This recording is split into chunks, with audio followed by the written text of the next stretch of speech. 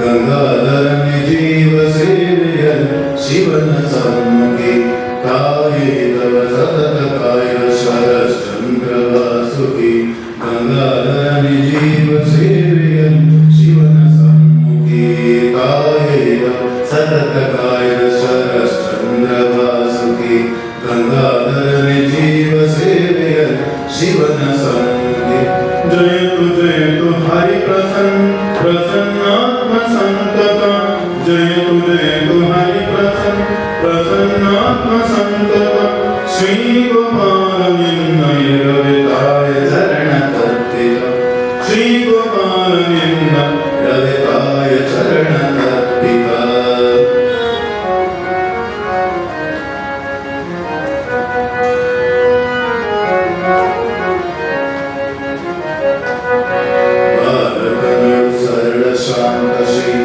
सुबोधनंदने बालकनोड सरल शाम श्री सुबोधनंदने काय पदवि कन्मयनि शारदा प्रसन्नने कथामृतदमनतंद गुप्त श्री महेंद्रने कथामृतदमनतंद गुप्त श्री महेंद्रने श्रद्धे बलदि पणय तुळय श्री गिरीश चंद्रन श्रद्धे बलदि पणय तुळय श्री गिरीश चंद्रने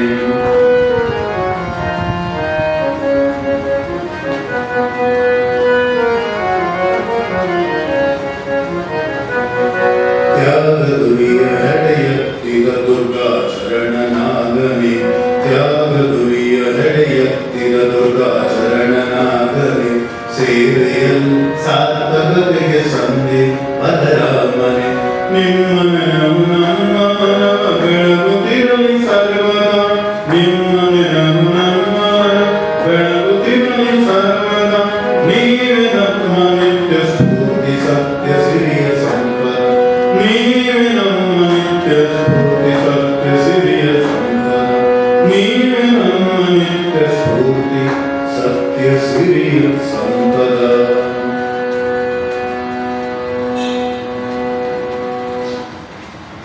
ಎಲ್ಲ ಶಿಷ್ಯರ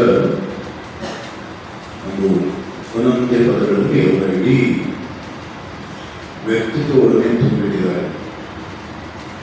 ಎಷ್ಟು ಭಾವಿಸಬೇಕು, ಎಷ್ಟು ಧ್ಯಾನಿಸಬೇಕು.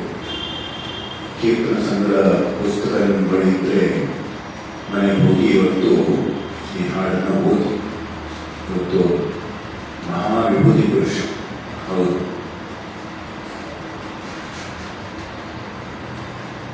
ಕೀರ್ತನ ಸಂಗ್ರಹ ಇಲ್ಲೇ ಇರೋರು ಪುಸ್ತಕ ಮಾಡಿ ಕೊಂಡ್ಕೊಂಡು ಹೋಗಿ ಓದಿ. ಬಹಳ ಅದ್ಭುತವಾದಂಥ ಹಾಡು.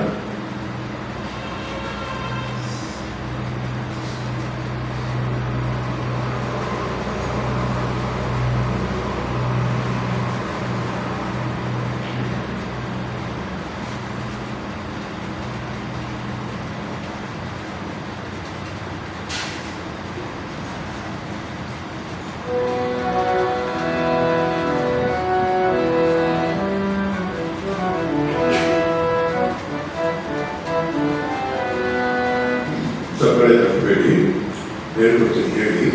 ಇದೊಂದು ಸ್ವಲ್ಪ ತಾಳಪದ ಕೇಳಿದೆ. ಬಹಳ ಅದ್ಭುತವಾದ ಹಾಡು. ಕರುಣ ಶೀತಲ ಕಿರಣ ಶೋಭಿತ ತರಣಿ ನಿನ್ನಯ ಚರಣ ಕೆರಳುವೆ.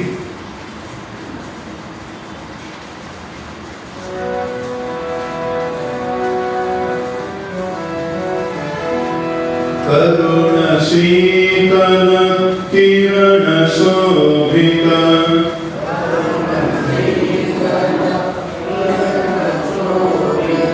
ಕರುಣ ಶೀತಲ ಕಿರಣ ಶೋಭಿತ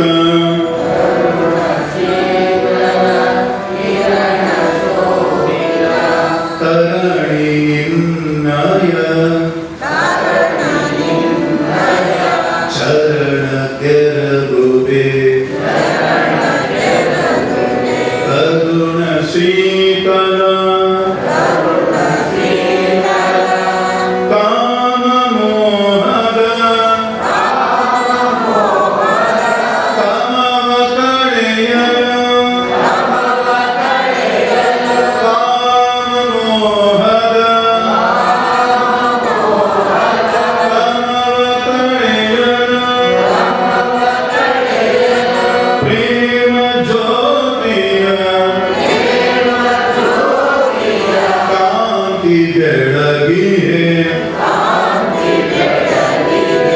विषम शैत्यदि हीत जगते सौम्य समतेय स्थैर्य नीलिये करुण शीतल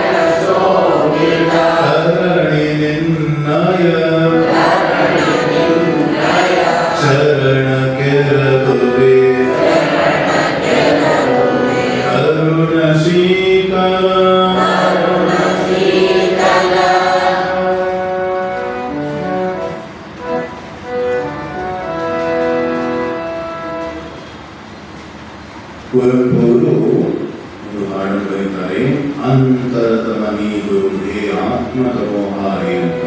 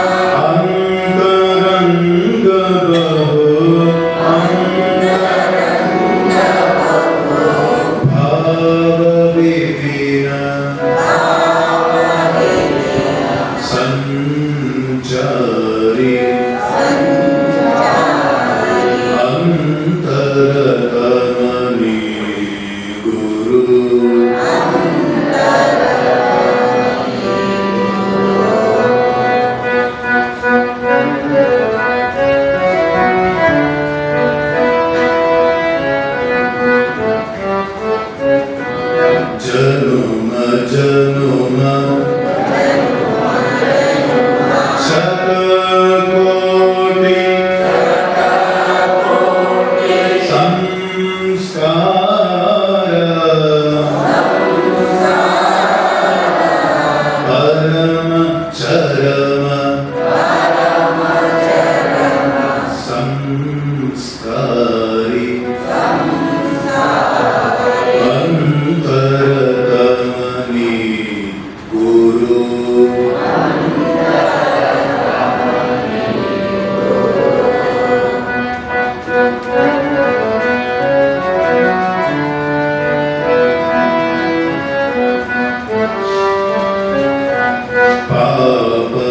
ಪುಣ್ಯ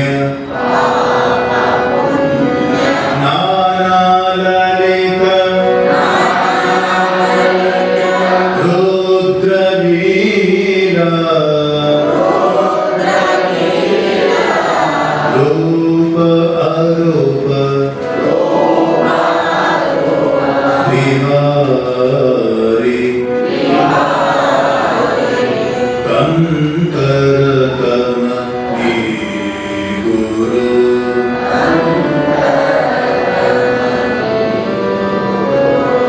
ಹೇ ಆತ್ಮ ತಮೋಹಾರಿ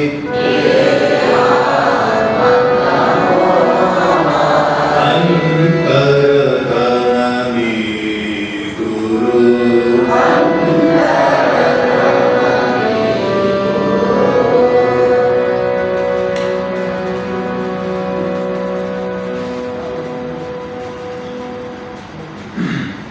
ನಿನ್ನೆಯ ದಿನ ನಾವು ಕೆಲವಾರು ವಿಷಯಗಳನ್ನು ಹಂಚಿಕೊಂಡಿದ್ದೇವೆ. ಇವತ್ತು ಬಹಳ ವಿಶೇಷ ದಿನ. ಸ್ವಾಮಿ ರಾಮಕೃಷ್ಣಾನಂದಜಿಯವರ ಜಯಂತಿ. ಯಾರು ಅಂತಂದ್ರೆ ಸ್ವಯಂ ಸ್ವಾಮಿ ವಿವೇಕಾನಂದರು. ಅವರ ಹೆಸರನ್ನ ವಿವೇಕಾನಂದ ಅಂತ ಇಟ್ಕೊಳ್ಳೋದ್ರ ಮುಂಚೆ ಅವರೇ ತಾವು ತಮ್ಮ ಹೆಸರನ್ನು ಸ್ವಾಮಿ ರಾಮಕೃಷ್ಣಾನಂದ ಅಂತ ಇಟ್ಕೋಬೇಕಂತ ಬಯಸುತ್ತಾರೆ. ವಿವೇಕಾನಂದ ಸ್ವಾಮೀಜಿಯವರು ಸ್ವಾಮಿ ವಿವೇಕಾನಂದ ಅಂತ ಇಟ್ಕೊಳ್ಳೋಕ್ಕಿಂತ ಮುಂಚೆ ಸ್ವಾಮಿ ರಾಮಕೃಷ್ಣಾನಂದ ಅಂತ ಇಟ್ಕೊಳ್ಳೋಕೆ ಬಯಸುತ್ತಾರೆ. ಆದರೆ ಇವರ ಹೆಸರು ಶಶಿಭೂಷಣ ಚಕ್ರವರ್ತಿ. ಅವರ ಭಕ್ತಿ ರಾಮಕೃಷ್ಣ ಬರೆಯುವ ಭಕ್ತಿಯನ್ನು ನೋಡಿ ಈ ಹೆಸರು ಇದರಿಗೆ ಸರಿಯಾಗಿರುತ್ತೆ ಅಂತ ಸ್ವಾಮಿ ರಾಮಕೃಷ್ಣಾನಂದ ಅಂತ ಅವರ ಭಕ್ತಿ ಮೆಚ್ಚಿ ವಿವೇಕಾನಂದರು ಆತನಿಗೆ ಹೆಸರನ್ನು ಕೊಡ್ತಾರೆ. ಸ್ವಾಮಿ ವಿವೇಕಾನಂದರು ಅವರನ್ನ ನೋಡಿದ ದೃಷ್ಟಿ ಅಂತ ಹೇಗಿರ್ಬೋದು ಸ್ವಾಮಿ ರಾಮಕೃಷ್ಣಾನಂದರು ಅಂತ ಮಹಾ ಗುರುಭಕ್ತ. ಅದಕ್ಕೆ ಇವತ್ತು ಸ್ವಲ್ಪ ಸ್ವಾಮಿ ರಾಮಕೃಷ್ಣಾನಂದರ ಬಗ್ಗೆ ಒಂದು ವಿಷಯವೂ ಕೂಡ ಗುರು ಮಹಿಮೆ ಆಗಿರೋದ್ರಿಂದ ಒಂದನೇದು ಸ್ವಯಂ ಗುರುಗಳು ಸ್ವಾಮಿ ರಾಮಕೃಷ್ಣಾನಂದರು. ಅವರ ಗುರುಗಳು ಇಡೀ ಲೋಕದ ಉದ್ಧಾರಕ್ಕೆ ಬಂದಂತ ರಾಮಕೃಷ್ಣ ಪರಮಹಂಸ. ಶಿಷ್ಯನನ್ನು ಸ್ತುತಿಸಿದ್ರು ಕೂಡ ಗುರುವನ್ನೇ ಸ್ತುತಿಸಿದ ಹಾಗೆ, ಶಿಷ್ಯನ ಗುರುವನ್ನು ಸ್ತುತಿಸಿದ್ರು ಕೂಡ ನಮ್ಮ ಪಾಲಿಗೆ ಗುರುವನ್ನೇ ಸ್ತುತಿಸಿದ ಹಾಗೆ. ಸ್ತುತಿ ಮಕ್ಕಳು ತಂದೆಯನ್ನು ಹೊಗಳಿದ್ರು ಕೂಡ ಕುಟುಂಬಕ್ಕೆ ಗೌರವ. ಆ ತಂದೆಯ ತಂದೆ ಅಜ್ಜನ ಹೊಗಳಿದ್ರು ಕೂಡ ಅದು ಗೌರವವೇ. ಈಗ ನಾವು ಸ್ವಾಮಿ ರಾಮಕೃಷ್ಣಾನಂದಜಿಯವರನ್ನ ರಾಮಕೃಷ್ಣ ಪರಮಹಂಸ ಶಿಷ್ಯರು ಅಂತ ಶಿಷ್ಯನ ಒಂದು ಕಾರ್ಯಕಲಾಪಗಳನ್ನು ತಿಳ್ಕೊಳ್ಳೋದ್ರಲ್ಲಿ ಅವರು ನಮಗೆ ಗುರುವಾಗಿಯೂ ರಾಮಕೃಷ್ಣಾನಂದಜಿಯವರು ಇರೋದ್ರಿಂದ ಆತನ ಮಹಿಮೆಯನ್ನ ನಾವು ಅರ್ಥ ಮಾಡಿಕೊಳ್ಬೋದು. ಇನ್ನು ಶಿಷ್ಯನಾಗಿ ಆ ಗುರುವಿನ ಮಹಿಮೆಯನ್ನು ಅರ್ಥಕೊಂಡಂತ ರಾಮಕೃಷ್ಣಾನಂದಜಿಯವರನ್ನು ಕೂಡ ತಿಳ್ಕೊಳ್ಬೋದು. ಎರಡು ದೃಷ್ಟಿಕೋನದಲ್ಲಿ ಅರ್ಥ ಮಾಡುವ ಪ್ರಯತ್ನ ಮಾಡೋಣ. ಸಂಕ್ಷಿಪ್ತವಾಗಿ ನೀವೆಲ್ಲ ಪೂಜ್ಯ ಸ್ವಾಮಿ ಸೋಮನಾಥಾನಂದಜಿಯವರು ಬರೆದಿರುವ ಶ್ರೀರಾಮಕೃಷ್ಣ ಶಿಷ್ಯವೃಂದ ಇಲ್ಲಿ ಪುಸ್ತಕ ಮಳಿಗೆಯಲ್ಲಿ ಪುಸ್ತಕ ಇದೆ. ತಾವು ಖರೀದಿ ಮಾಡಿ ಓದಿ, ಬಹಳ ಅದ್ಭುತ. ಅವರು ಸಹಜವಾಗಿಯೇ ಶ್ರೀರಾಮಕೃಷ್ಣ ಪರಮಹಂಸರು ಕಲ್ಕತ್ತದ ಕಾಮರ್ಪುರದಲ್ಲಿ ಜನಿಸಿ ಆಮೇಲೆ ದಕ್ಷಿಣೇಶ್ವರದ ಕಾಳಿ ಮಾತೆಯನ್ನು ಸಾಕ್ಷಾತ್ಕಾರ ಮಾಡಿಕೊಳ್ಳುವ ವಿಷಯ ನಿಮಗೆಲ್ಲ ತಿಳಿದಿದೆ. ಈ ಹುಡುಗ ಆತನ ಹೆಸರು ಅವಾಗಲೇ ಹೇಳಿದಾಗೆ ಶಶಿಭೂಷಣ ಚಕ್ರವರ್ತಿ. ಮುಂದೆ ಸ್ವಾಮಿ ರಾಮಕೃಷ್ಣಾನಂದರು ಹುಬ್ಳಿ ಜಿಲ್ಲೆ 13ನೇ ತಾರೀಕು ಜುಲೈ 1863ರಲ್ಲಿ ಜನಸ್ನಾನ. ಸ್ವಾಮಿ ವಿವೇಕಾನಂದರು ಜನವರಿ 12, ಒಂದು 6 ತಿಂಗಳು ವಿವೇಕಾನಂದ ಸ್ವಾಮಿಜಿಯವರು ವಯಸ್ಸಿನಲ್ಲಿ ದೊಡ್ಡವರು. ಈ ರಾಮಕೃಷ್ಣ ಪರಮಹಂಸರ 16 ಜನ ಶಿಷ್ಯರಲ್ಲಿ 2 ಸಹೋದರರು, ಅಣ್ಣ ತಮ್ಮನ ಮಕ್ಕಳು ಇರ್ತಾರೆ. ಇವರೊಬ್ಬರು, ಇನ್ನೊಬ್ಬರು ಸ್ವಾಮಿ ಶಾರದಾನಂದಜಿಯವರು.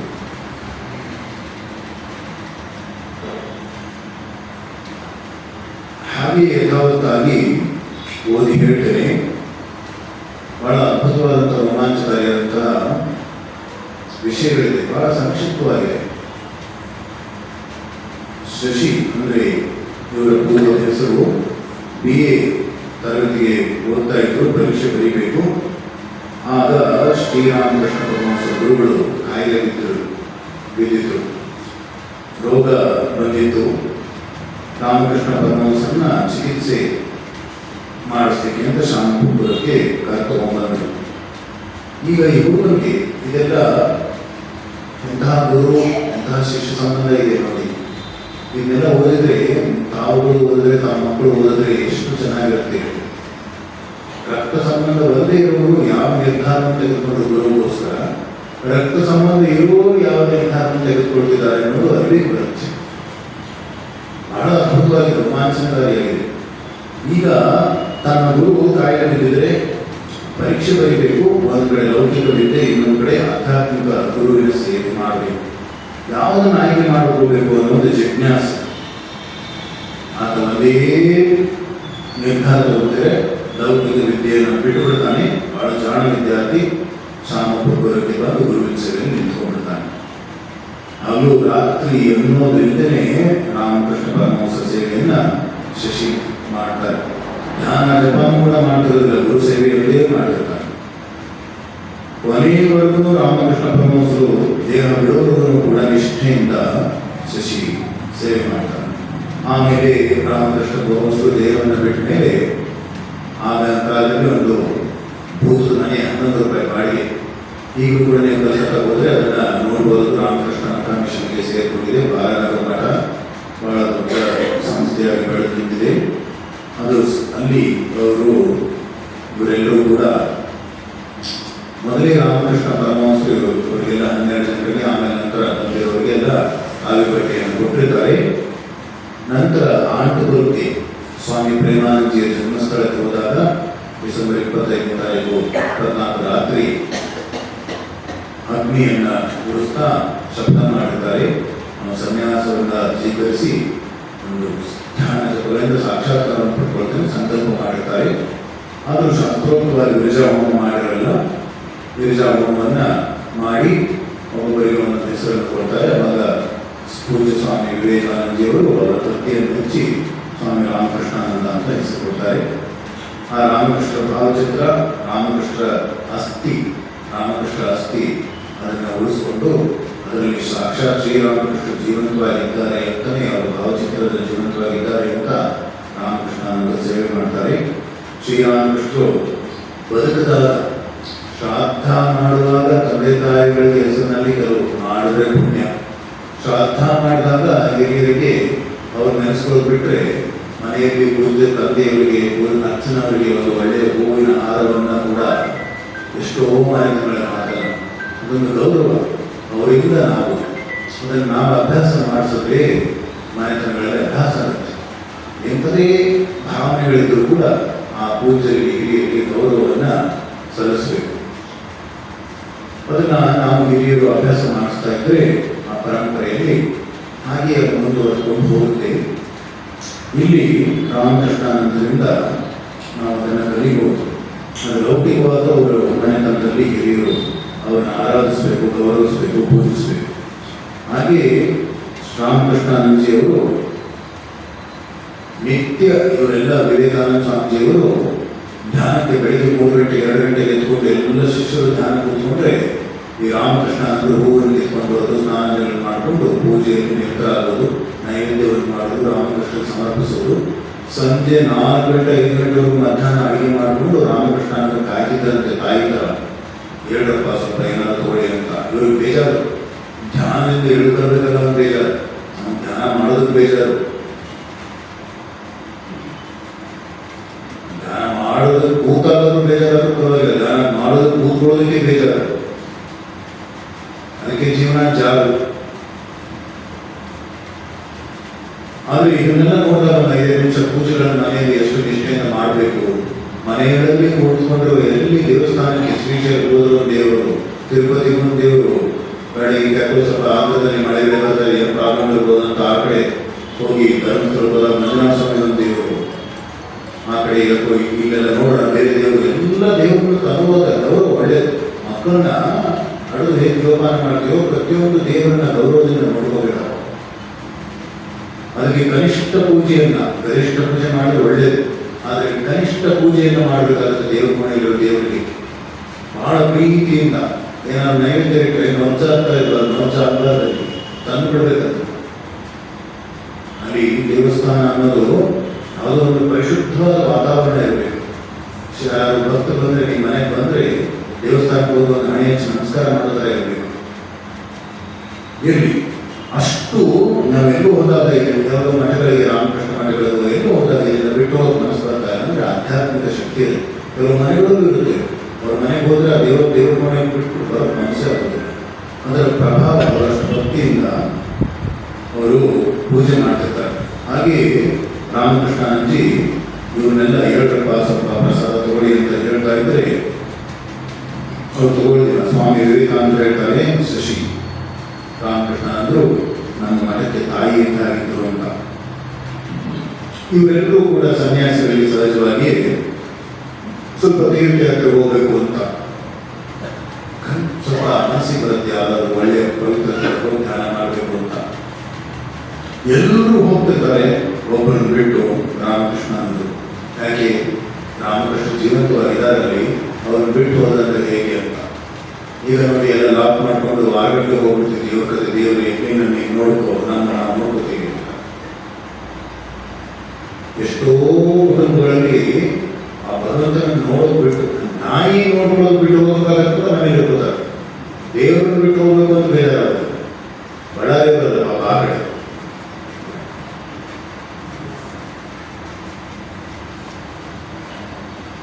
ಮನುಷ್ಯರ ಜೊತೆ ಸಂಬಂಧಗಳನ್ನು ಉಳಿಸ್ಕೊಳ್ಳೋದ್ರಲ್ಲಿ ಎಷ್ಟು ನಾವು ಸ್ವಲ್ಪ ಹಿಂದುಳಿತಾ ಇದ್ದೀವಿ. ಒಳ್ಳೆಯ ನಾಯಿ ನೋಡೋದಾದ್ರೂ ಕೂಡ ನಾವು ಮನೆ ದೇವರು ನೋಡ್ಕೊಂಡಾಗ, ಯಾಕಂದ್ರೆ ನಾಯಿ ನೋಡ್ಕೋಬೇಕಾದ್ರೆ ದೇವರು ಪೂಜೆ ಮಾಡಬೇಕಾಗುತ್ತಲ್ಲ.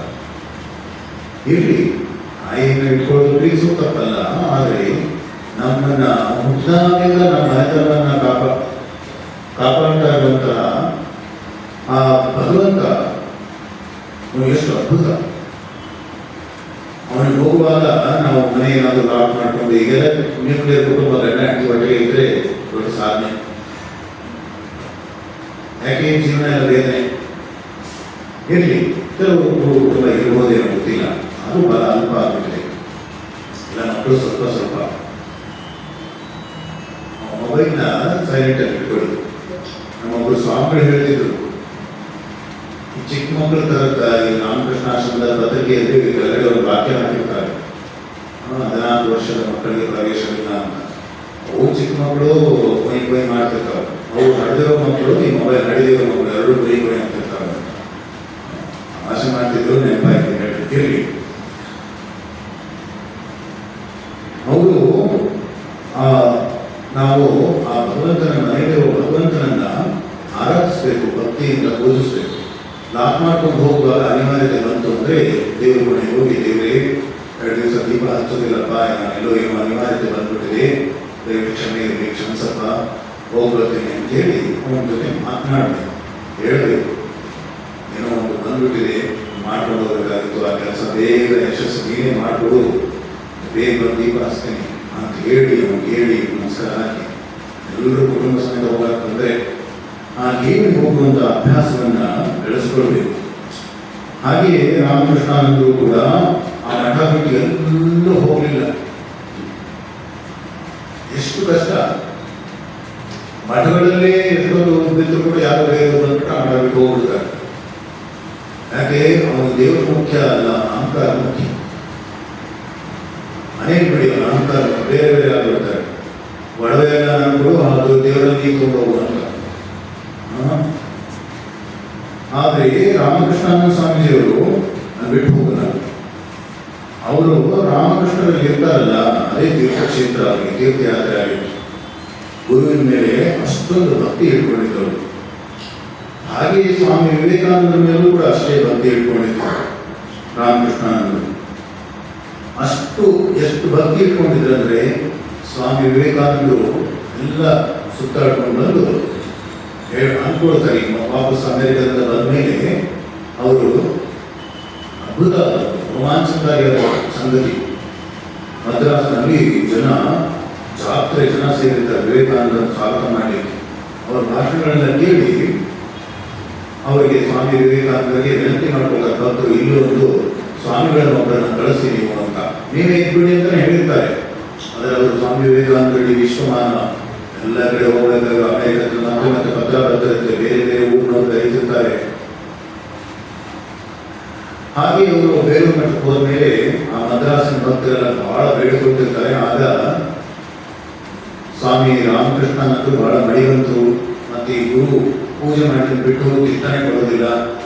ಇಂಥವ್ರು ನಾನು ಹೇಗಪ್ಪ ಕನ್ವಿನ್ಸ್ ಮಾಡೋದು, ಹೇಗೆ ಒಪ್ಸೋದು ಅಂತ ಅವ್ರು ಯೋಚನೆ ಮಾಡಿದಾಗ ರಾಮಕೃಷ್ಣನಂದಿಗೆ ತಮಾಷೆ ಮಾಡ್ತಾರೆ ಬಹಳ ಮಡಿ ಮೈಗೆ. ಹಾಗೆ 150-160 ವರ್ಷ ಹಿಂದೆ ನೆನಪು ಮಾಡ್ಕೋಬೇಕು. ನೋಡಪ್ಪ ಶಶಿ, ನನಗೆ ಅವನ ಅಂಗಡಿ ಮುಸಲ್ಮಾನ ಪ್ಲೇಚ್, ಅವನ ಅಂಗಡಿಯಿಂದ ನೀನು ಸ್ವಲ್ಪ ಬ್ರೆಡ್ ತರ್ತೀಯ ಅಂತ. ಇವರು ಮಡಿ ಮೈಗೆ ಅವರು ಒಂದು ಮಾತನಾಡಿ ಕೂಡ ಸುಮ್ಮನೆ ಹೋಗಿ ಎಷ್ಟು ದೂರ ಇರುತ್ತೆ ಅದೇ ಅಂಗಡಿಯಿಂದ ಹೇಳ್ತಾರೆ, ಆ ಅಂಗಡಿಯಿಂದ ಬ್ರೆಡ್ ತಂದ್ಬಿಡ್ತಾರೆ. ಆದರೂ ಸ್ವಾಮಿ ವಿವೇಕಾನಂದರಿಗೆ ಆತನ ಬಗ್ಗೆ ಇನ್ನೂ ಬಹಳ ಭಕ್ತಿ ಗೌರವ ಬರುತ್ತೆ. ಮತ್ತೆ ಅವರು ಹೇಳ್ತಾರೆ, ದಕ್ಷಿಣಕ್ಕೆ ಮದ್ರಾಸ್ಗೆ ಒಬ್ಬ ಸನ್ಯಾಸಿನ ಕಳಿಸ್ತಾನೆ ಅಂತ ನಾನು ಹೇಳಿದ್ದೇನೆ, ನೀನು ಹೋಗ್ಬೇಕು, ಅನ್ನೋ ಮಠ ಆರಂಭ ಮಾಡೋದು 160 ವರ್ಷ ಹಿಂದೆ.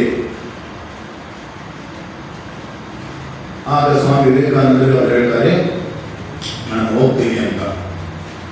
ಆ ಸ್ವಾಮಿ ವಿವೇಕಾನಂದರು ಕೂಡ ಅಲ್ಲಿ ಜನರಿಗೆ, ಮದ್ರಾಸ್ ಜನರಿಗೆ ಹೇಳ್ತಾರೆ, ನಾನು ಏನೇನು ಮಾತನಾಡಿದ್ದೀನೋ, ಚೆನ್ನಾಗಿದೆ ನೋಡಿ ವಾಕ್ಯ, ನಾನು ಏನೇನು ಮಾತನಾಡಿದ್ದೀನೋ ಅದನ್ನೆಲ್ಲ ಧ್ಯಾನ ಮಾಡಿ ಸಿದ್ಧಿ ಮಾಡ್ಕೊಂಡು ಕಳಿಸ್ತೀನಿ ಅಂತ ಹೇಳ್ತಾರೆ. ಬಹಳ ಅದ್ಭುತ. ನಾನೇನು ಮಾತನಾಡಿದ್ದೀನೋ ಅದನ್ನೆಲ್ಲ ಧ್ಯಾನ ಮಾಡಿದವರು ಅಂದರೆ ರಾಮಕೃಷ್ಣ ನಮಗೆ ಯಾವ ಉನ್ನತ ಮಟ್ಟದಲ್ಲಿ ಧ್ಯಾನಿಸ್ತಿರಬೇಕು, ಎಂತಹ ಪವಿತ್ರವಾದ ಜೀವನ ನಡೆಸಬೇಕು. ಹಾಗೆ ಅಲ್ಲಿ ಅಪರಿಚಿತ ಜನರು, ಬಂಗಾಳಿಗಳು, ತಮಿಳು ಇಲ್ಲಿ ಬಂದು ಅವರ ಜೊತೆ ಹೊಂದ್ಕೊಂಡು ಇಂಗ್ಲಿಷ್ ಬರ್ತಿತ್ತು, ಎಲ್ಲರಿಗೂ ಸಾಮಾನ್ಯ ಜನರಿಗೆ ಬರಬೇಕಲ್ಲ. ಅವರು ಬರ್ತಾರೆ, ಬಂದು ಎಲ್ಲ ಜನರಿಗೆ 1897ರಲ್ಲಿ ರಾಮಕೃಷ್ಣನನ್ನು ಬರ್ತಾರೆ. ಅಲ್ಲಿ ಐಸೌಸ್ ಅಂತ ಚೆನ್ನಾಗಿ ಏನಾದ್ರು ಹೋಗಿದ್ರೆ, ಈಗ ವಿವೇಕಾನಂದ ಇಲ್ಲ ಬಹಳ ಅದ್ಭುತವಾಗಿ ಒಂದು ದೊಡ್ಡ ಕೇಂದ್ರವಾಗಿದೆ, ಚೆನ್ನಾಗಿದೆ. ಮೈಲಾಪುರದಲ್ಲಿ ಅವರೊಂದು ರಾಮಕೃಷ್ಣ ಮಠವನ್ನು ಸ್ಥಾಪನೆ ಮಾಡ್ತಾರೆ. ಅಲ್ಲಿ ರಾಮಕೃಷ್ಣನನ್ನು ಪೂಜೆ ಮಾಡ್ತಿರ್ತಾರೆ. ಮತ್ತೆ ಅವರ ಪೂಜೆ ವಿಶೇಷವಾಗಿತ್ತು, ತನ್ಮಯತೆಯಿಂದ ಇತ್ತು, ಕೂಡಿತ್ತು. ಇಷ್ಟೆಲ್ಲ ನೋಡಿ ಬೇಜಾರು ಮಾಡ್ಕೋಬೇಡಿ. ಅಲ್ಲಿ ಮೊಬೈಲ್ನಲ್ಲಿ ಒಬ್ಬರಿಗೆ ಎಷ್ಟು ಏಕಾಗ್ರತೆ ಕೇಳ್ತಿರ್ತಾರೆ, ತೊಂದರೆ ಆಗುತ್ತೆ. ಕೆಲವರು ಗೊತ್ತಿರೋದೆಲ್ಲ ಸೈಲೆಂಟ್ ಮಾಡಬಹುದು ಅಂತ ಬರುವಾಗಲೇ ಅದನ್ನ ಸೈಲೆಂಟ್ ಮಾಡಿಸ್ಕೊಂಡ್ರೆ ಚೆನ್ನಾಗಿರುತ್ತೆ. ತಿನ್ನೋರು ಮಾಡಲೇಬೇಕು, ಅದನ್ನ ಸೈಲೆಂಟ್ ಇಟ್ಕೊಳ್ಳಿ. ಗೊತ್ತಿಲ್ಲದೆ ಇರೋರು ಕ್ಷಮೆ ಇರ್ತದೆ, ಗೊತ್ತಿದ್ದು ಕೂಡ ಇಟ್ಕೊಳ್ಳಿಲ್ಲ ಅಂತಂದ್ರೆ ಹೇಗೆ ಕ್ಷಮಿಸೋದು? ಇರಲಿ. ರಾಮಕೃಷ್ಣನವರು ಅಷ್ಟೊಂದು ಭಾವಭರಿತರಾಗಿ ಪೂಜೆ ಮಾಡ್ತಿದ್ರು. ಯಾರು ಭಕ್ತರು ಏನು ತಂದು ಕೊಟ್ಟರು ಕೂಡ ಅವ್ರು ಸಜೀವವಾಗಿ ಅದನ್ನು ಅರ್ಪಿಸ್ಕೊತಿದ್ರು. ರಾಮಕೃಷ್ಣರಿಗೆ ಬೆಳಿಗ್ಗೆ ಅವ್ರಿಗೆ ಹಲ್ಲು ಉಜ್ಜಿಕೊಳ್ತಾರೆ. ಇದು ಫೋಟೋದ ಮುಂದೆ, ಭಾವಚಿತ್ರದ ಮುಂದೆ ನಾವೇನು ಭಾವಿಸೋದಿಲ್ಲ. ದೇವರನ್ನ ನಮ್ಮ ಹಿರಿಯರು ಕಣ್ಣು ಮುಂದಿರೋರಿಗೆ ಅವರೊಂದು 100 ಸಲ ತಂದೆ ತಾಯಿ ವಯಸ್ಸಾದವರು ಏನು ಹೇಳಿದ್ರೆ ಮಕ್ಕಳು ಮರೀತಿರ್ತಾರೆ. ಅವ್ರ ಮಕ್ಕಳು ತಂದು ಕೊಡ್ತಿರ್ತಾರೆ, ಅವ್ರ ಅಪ್ಪ ಅಮ್ಮರು ತಂದು ಕೊಡ್ತಿರ್ಲಿಲ್ಲ. ಬಳ್ಳಾರಿಯವರಲ್ಲ, ಬಳ್ಳಾರಿ ಒಳ್ಳೆಯವರು. ಬೆಳಿಗ್ಗೆ ಎದ್ದ ತಕ್ಷಣವೇ ಅವರಿಗೆ ರಾಮಕೃಷ್ಣ ಪರಮಹಂಸರು ರಾಮಕೃಷ್ಣನನ್ನು ಬೇವಿನ ಕಟ್ಟೆ ಇಡ್ತಾರೆ. ಆಮೇಲೆ ಅವರು ಅದ್ರ ಮೇಲೆ ಎಲ್ಲ ರಾಮಕೃಷ್ಣ ಪರಮಹಂಸರ ಭಾವಸ್ಕೃತ ಧ್ಯಾನಸ್ಥರಾಗಿ ಮತ್ತೆ ಅವರು ನೈವೇದ್ಯವನ್ನು ಮಾಡ್ತಿರ್ತಾರೆ. ರಾಮಕೃಷ್ಣ ಪರಮಹಂಸರು ಇದ್ದ ಕಾಲದಲ್ಲಿ ಏನೇನು ನೈವೇದ್ಯ ತೆಗೆದುಕೊಳ್ತಿದ್ರು ಅದರದೇ ರೀತಿಯಲ್ಲಿ ನೈವೇದ್ಯ ಮಾಡಿ ಅವರಿಗೆ ಅರ್ಪಿಸ್ತಿರ್ತಾರೆ. ಹೀಗೆ ಅವರು ಎಲ್ಲಿ ಕೂಡ ಒಂದು ಶ್ರೀರಾಮಕೃಷ್ಣ ವಿಶ್ರಾಂತಿ ತೆಗೆದುಕೊಳ್ಳುವಂಥದ್ದು ಇದೆ ನೋಡಿ. ರಾಮಕೃಷ್ಣನವರು ಕೂಡ ಮಲಗ್ತಾರೆ, ಜೀವಂತವಾಗಿದ್ದಾರೆ ಅಂತೇಳಿ ಅಂದಾಜನ್ನು ಹಾಕಿಸ್ಕೊಂಡೋಗಿ ಭಾವಿಸಿಟ್ಟು ಚಳಿಗಾಲವಾದರೆ ಅಲ್ಲಿ ಹೀಟರನ್ನು ಹಾಕ್ತಾರೆ, ಬೇಸಿಗೆ ಕಾಲ ಆದರೆ ತಂಪಿನ ಒಂದು ಫ್ಯಾನನ್ನು ಇಡ್ತಾರೆ. ಇಲ್ಲಿ ರಾಮಕೃಷ್ಣ ಜೀವಂತವಾಗಿದ್ದಾರೆ ಅನ್ನುವಂಥದ್ದು. ಇವತ್ತು ಬೆಳಿಗ್ಗೆ ಇಲ್ಲಿ SAT ಶ್ರೀ ಗುರು ತಿಪ್ಪೇರುದ್ರ ಕಾಲೇಜಿನ ಮಕ್ಕಳು ಬಂದಿದ್ದರು. ಒಂದು ಹುಡುಗಿ ಪ್ರಶ್ನೆ ಕೇಳಿ ಅಂತಂದ್ರೆ ನಾವು ದೇವರನ್ನು ಯಾಕೆ ನಂಬಬೇಕು ಅಂತ ಕೇಳಿದವರು. ನಮ್ಮ ರುದ್ರಪ್ಪರಿಗೆ ಇದ್ದಾರೆ ಚಿರಮಂತರು. ನಿನ್ನೆನೂ ಮಕ್ಕಳನ್ನು ಕಳಿಸ್ಕೊಟ್ಟಿದ್ರು, ಇವತ್ತು ಕೂಡ ಕಾಲೇಜಿನ ಮಕ್ಕಳನ್ನ ಕಳಿಸ್ಕೊಟ್ಟಿದ್ರು. ಬಹಳ ಸಂತೋಷ. ನಾನು ಮಾನ್ಯ ಜಗನ್ನಾಥ್ ಅವರಿಗೆ ಹೇಳಿದ್ದೆ ಶಾಲಾ ಕಾಲೇಜುಗಳು ಏನಾದರೂ ಮಾಡಿ ಅಂತ. ಮತ್ತೆ ಆ ಮಕ್ಕಳು ಈ ಪವಿತ್ರ ವಾತಾವರಣದಲ್ಲಿ ಇರಬೇಕು, ಈ ಸಮಯದಲ್ಲಿ ಅವ್ರು ಇರಬೇಕಾಗಿದ್ದು ಇಂಥ ಪವಿತ್ರ ವಾತಾವರಣದಲ್ಲಿ. ನಿಜಕ್ಕೂ ಕೂಡ ಈ ಕಾಲೇಜಿನವ್ರಿಗೆ, ಎಲ್ಲ ಕಾಲೇಜಿನವ್ರಿಗೆ ಅವ್ರಿಗೆ ಹೆಚ್ಚೆಚ್ಚು ಮಕ್ಕಳಿಗೆ ವಿಶೇಷವಾಗಿ ಅವರು ನೈತಿಕವಾಗಿ ತುಂಬ ವೀರ್ಯವನ್ನು ಹಾಳು ಮಾಡಿಕೊಳ್ಳುವಂಥ ವ್ಯವಸ್ಥೆ ಇದೆ. ಏನೇನೋ ಅನೈತಿಕವಾದಂಥ ಅದೆಲ್ಲ ಬಹಳ ಪ್ರಭಾವ ಮಾಡೇ ಬಿಡುತ್ತೆ.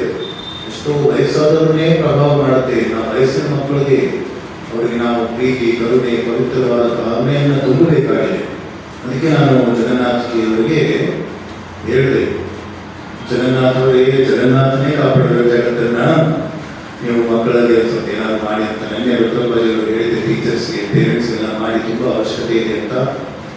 ಬಹಳ ಮಕ್ಕಳೆಲ್ಲ ಇವತ್ತು ಆ ಹುಡುಗಿ ದೇವರನ್ನ ಯಾಕೆ ನಂಬಬೇಕು ಅಂತ ಕೇಳಿದ್ರು. ನಾನು ಅವಳಿಗೆ ಪ್ರಶ್ನೆ ಹೇಳಿದೆ, ದೇವರನ್ನ ಯಾಕೆ ನಂಬಬಾರದು ಅಂತ. ಯಾಕೆ ನಂಬಬೇಕು ಅಂತ ನೀವು ಪ್ರಶ್ನೆ ಮಾಡಿದ್ರೆ, ಯಾಕೆ ನಂಬಬಾರದು ಅನ್ನೋದೇ ಉತ್ತರ. ನೀನು ನಂಬಬೇಕು, ನೀನು ನಂಬಬಾರದು ಅನ್ನೋದಿತ್ತು ಅಂತಂದ್ರೆ ನೀನು ಸ್ವತಂತ್ರತೆ ಇರುತ್ತೆ. ಹಾಗಂತ ಹೇಳಿ ನೀವು ಇಲ್ಲ ಅಂತ ಹೇಳೋಕ್ಕಾಗೋದಿಲ್ಲ. ಆಗಲೂ ಹೊತ್ತಿನಲ್ಲಿ ನಕ್ಷತ್ರಗಳು ಇಲ್ಲ ಅಂತ ಹೇಳಿ ನಕ್ಷತ್ರ ಇಲ್ಲ ಅಂತ ಹೆಂಗೆ ಹೇಳೋದು? ಆದರೆ ನಾವು ರಾತ್ರಿ ಬರೋವರೆಗೂ ಕಾಯಬೇಕಾಗುತ್ತೆ. ಹಾಗೆ ಧ್ಯಾನ ಕೂತ್ಕೊಂಡು ವಿವೇಕಾನಂದ ಸ್ವಾಮಿ ಹೇಗೆ ಧ್ಯಾನ ಕೂತ್ಕೊಂಡು ಸತ್ಯವನ್ನು ದರ್ಶನ ಮಾಡಿ ಧ್ಯಾನ ಮಾಡಿದ್ರು, ಹಾಗೆ ನೀವು ಧ್ಯಾನ ಮಾಡಿ. ಒಬ್ಬ ದೊಡ್ಡ ಡಾಕ್ಟರ್, ಈ ಊರಿನಲ್ಲಿ ಪ್ರಸಿದ್ಧ ಡಾಕ್ಟರ್, ಬಳ್ಳಾರಿ ದೊಡ್ಡ ಡಾಕ್ಟರ್ ಇದ್ದಾನೆ, ಗೈನಕಾಲಜಿಸ್ಟ್ ಇದ್ದಾನೆ, ಆರ್ಥೋ ಡಾಕ್ಟರ್ ಇದ್ದಾರೆ, ಇನ್ನಿತರ ಎಲ್ಲ ಡಾಕ್ಟರ್ಗಳಿದ್ದಾರೆ, ಮೆಡಿಕಲ್ ಇದ್ದಾರೆ. ಅಂದರೆ ಆ ದೊಡ್ಡ ಡಾಕ್ಟರು ಚಿಕ್ಕ ಡಾಕ್ಟರ್ ಓದಿದ MBBS ಆದ್ಮೇಲೆ MD ಆದ್ಮೇಲೆ ದೊಡ್ಡ ಡಾಕ್ಟರ್ ಹತ್ರ ಇಲ್ಲಿ ಕೆಲಸ ಮಾಡಿದ್ದಾನೆ. ಹಾಗೆ ನೀನು ದೇವರನ್ನು ನೋಡ್ಬೇಕಂತಂದ್ರೆ, ನೀವು ಇದ್ದಾನೆ ಅಂತ ನೀವು ಅರಿಬೇಕಾದ್ರೆ ನಾನು ಹೇಳಿದ ಮಾತ್ರ ಒಪ್ಪಬಾರದನ್ನ. ನೀವು ನಮ್ಮದಲ್ಲಿ ಇಟ್ಕೊಂಡು ನಮ್ಮ ಮಾರ್ಗದರ್ಶನದಲ್ಲಿ ಆ ಜ್ಞಾನ ವಿವೇಕಾನಂದ ಹೇಳಿದ ನಿವೇದಿತ ಪ್ರಶ್ನೆಗಳ ಮೇಲೆ ಪ್ರಶ್ನೆ ಕೇಳಿದ ಸತ್ಯದಾರ್ಥ ಮಾಡಿಕೊಂಡ್ರು. ಹಾಗೆ ನೀವು ಕೂಡ ಕೆಲವಾರು ವರ್ಷಗಳ ಕಾಲ ಧ್ಯಾನ ಮಾಡಬೇಕಾಗುತ್ತೆ, ಆಮೇಲೆ ದರ್ಶನ ಕೊಡ್ತಾರೆ. ಅಷ್ಟು ಸುಲಭವಾಗಿ ದೇವರು ದರ್ಶನ ಕೊಡೋದೇ ನಿಜವಾಗಿದೆ ಅಂತಂದ್ರೆ ಎಲ್ಲರೂ ದರ್ಶನ ಆಗ್ಬಿಡ್ಬೇಕು. ಹಾಗಾಗಿ ಇದು ಒಂದು ಬಹಳ ಅದ್ಭುತವಾದ ಪ್ರಶ್ನೆಗಳನ್ನು ಕೇಳೋದು. ಸೆಲ್ಫ್ ಕಾನ್ಫಿಡೆನ್ಸ್ ಹೇಗೆ ಬೆಳೆಸ್ಕೊಳ್ಳೋದು, ಸ್ವಾಮೀಜಿ ಆತ್ಮವಿಶ್ವಾಸ ಹೇಗೆ ಬೆಳೆಸ್ಕೊಳ್ಳೋದು ಅಂತ. ಎಷ್ಟು ಒಳ್ಳೊಳ್ಳೆ ಪ್ರಶ್ನೆಗಳು ಮಕ್ಕಳೆಲ್ಲ ಕೆಟ್ಟೋಗಿದ್ದಾರೆ ಅಂತ ಹೇಳ್ತಾರೆ. ಎಷ್ಟು ಒಳ್ಳೊಳ್ಳೆ ಪ್ರಶ್ನೆಗಳು ಮಕ್ಕಳು ಇದೆ ಬಳ್ಳಾರಿಯಲ್ಲಿ. ನೀವೆಲ್ಲ ಸಂತೋಷ ಪಡಬೇಕು.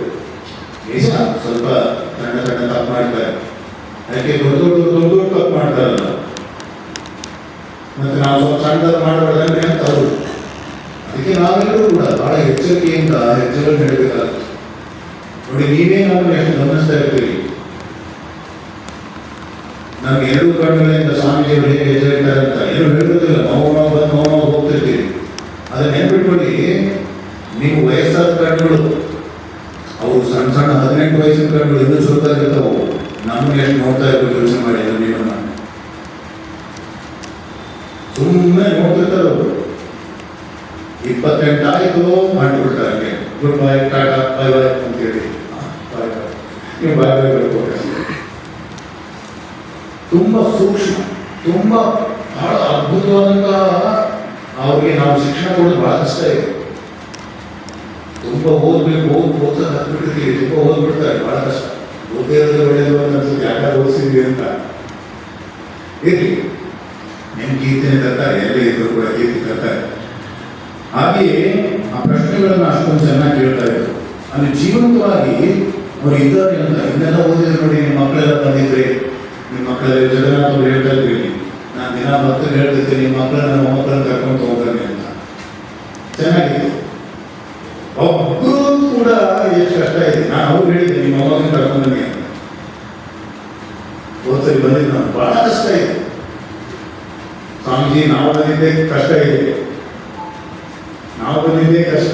ನಿಜ, ಬಹಳ ಕಷ್ಟ ಇದೆ, ಬಹಳ ಬಹಳ ಬಹಳ ಬಹಳ ಕಷ್ಟ ಇದೆ. ಮಕ್ಕಳನ್ನ ಕರ್ಕೊಂಡು ಬಂದು ಈ ಒಂದು ಪವಿತ್ರವಾದ ವಾತಾವರಣದಲ್ಲಿ ನೋಡಿ, ಶಿವಶಾಂತ ಇದ್ದಾನೆ, ಶ್ರೀನಿವಾಸ ಇದ್ದಾರೆ, ವಿನಯ್ ಇದ್ದಾರೆ, ಎಲ್ಲ ಮಕ್ಕಳಿದ್ದಾರೆ, ಕೆಲವರು ಮಕ್ಕಳು ಇರ್ತಾರೆ. ಬಂದು ಹೋಗ್ತಾ ಇದ್ದಂತಂದ್ರೆ ಅವರಿಗೆ ಸಂಸ್ಕಾರವಾಗುತ್ತೆ. ನಮ್ಮ ಪ್ರಭಾವ ಅಷ್ಟು ಇರಬೇಕು. ನಾವು ಕರಿಬೇಕಾಗಿಲ್ಲ, ನಾವೇ ಅವ್ರು ನಮ್ಮನ್ನು ನೋಡಿದ್ರೆ ಬರೋ ರೀತಿಯಲ್ಲಿ ನಾವು ಪ್ರೇರಣೆ ಕೊಡಬೇಕು. ಅದಕ್ಕೆ ಪ್ರಾರ್ಥನೆ ಮಾಡಬೇಕು. ಭಗವಾನ್ ಶ್ರೀರಾಮಕೃಷ್ಣ ಪ್ರಾರ್ಥನೆ ಮಾಡಬೇಕು. ತಂದೆ ರಾಮಕೃಷ್ಣ ಮಾಡ್ತಿದ್ವಿ, ಅವರು ಕೇಳಿಸೋದಕ್ಕೆ ಮಾಡಬೇಕು. ನಾನು ಇವತ್ತು ಈ ಶಿವಶಾಂತನಿಗೆ ಹೇಳಿದ್ದೆ, ನಮ್ಗಷ್ಟೇ ವಿಡಿಯೋ ಮಾಡ್ತೇವೋ ಭಕ್ತರು ಮಾಡು ಅಂತ. ನಮ್ದು ಮಾಡ್ಕೊಳ್ಳೋದೇ ನಿಜವಾದ್ರೆ ಅವ್ರು ಯಾಕೆ ಮಾಡಬೇಕಪ್ಪ? ಅವ್ರು ಬಂದಿದ್ರೆ ತಾನೇ ನಾವೇನಾದ್ರು ಪ್ರಾರ್ಥನೆ ಮಾಡೋಕ್ಕೆ ಸಾಧ್ಯ.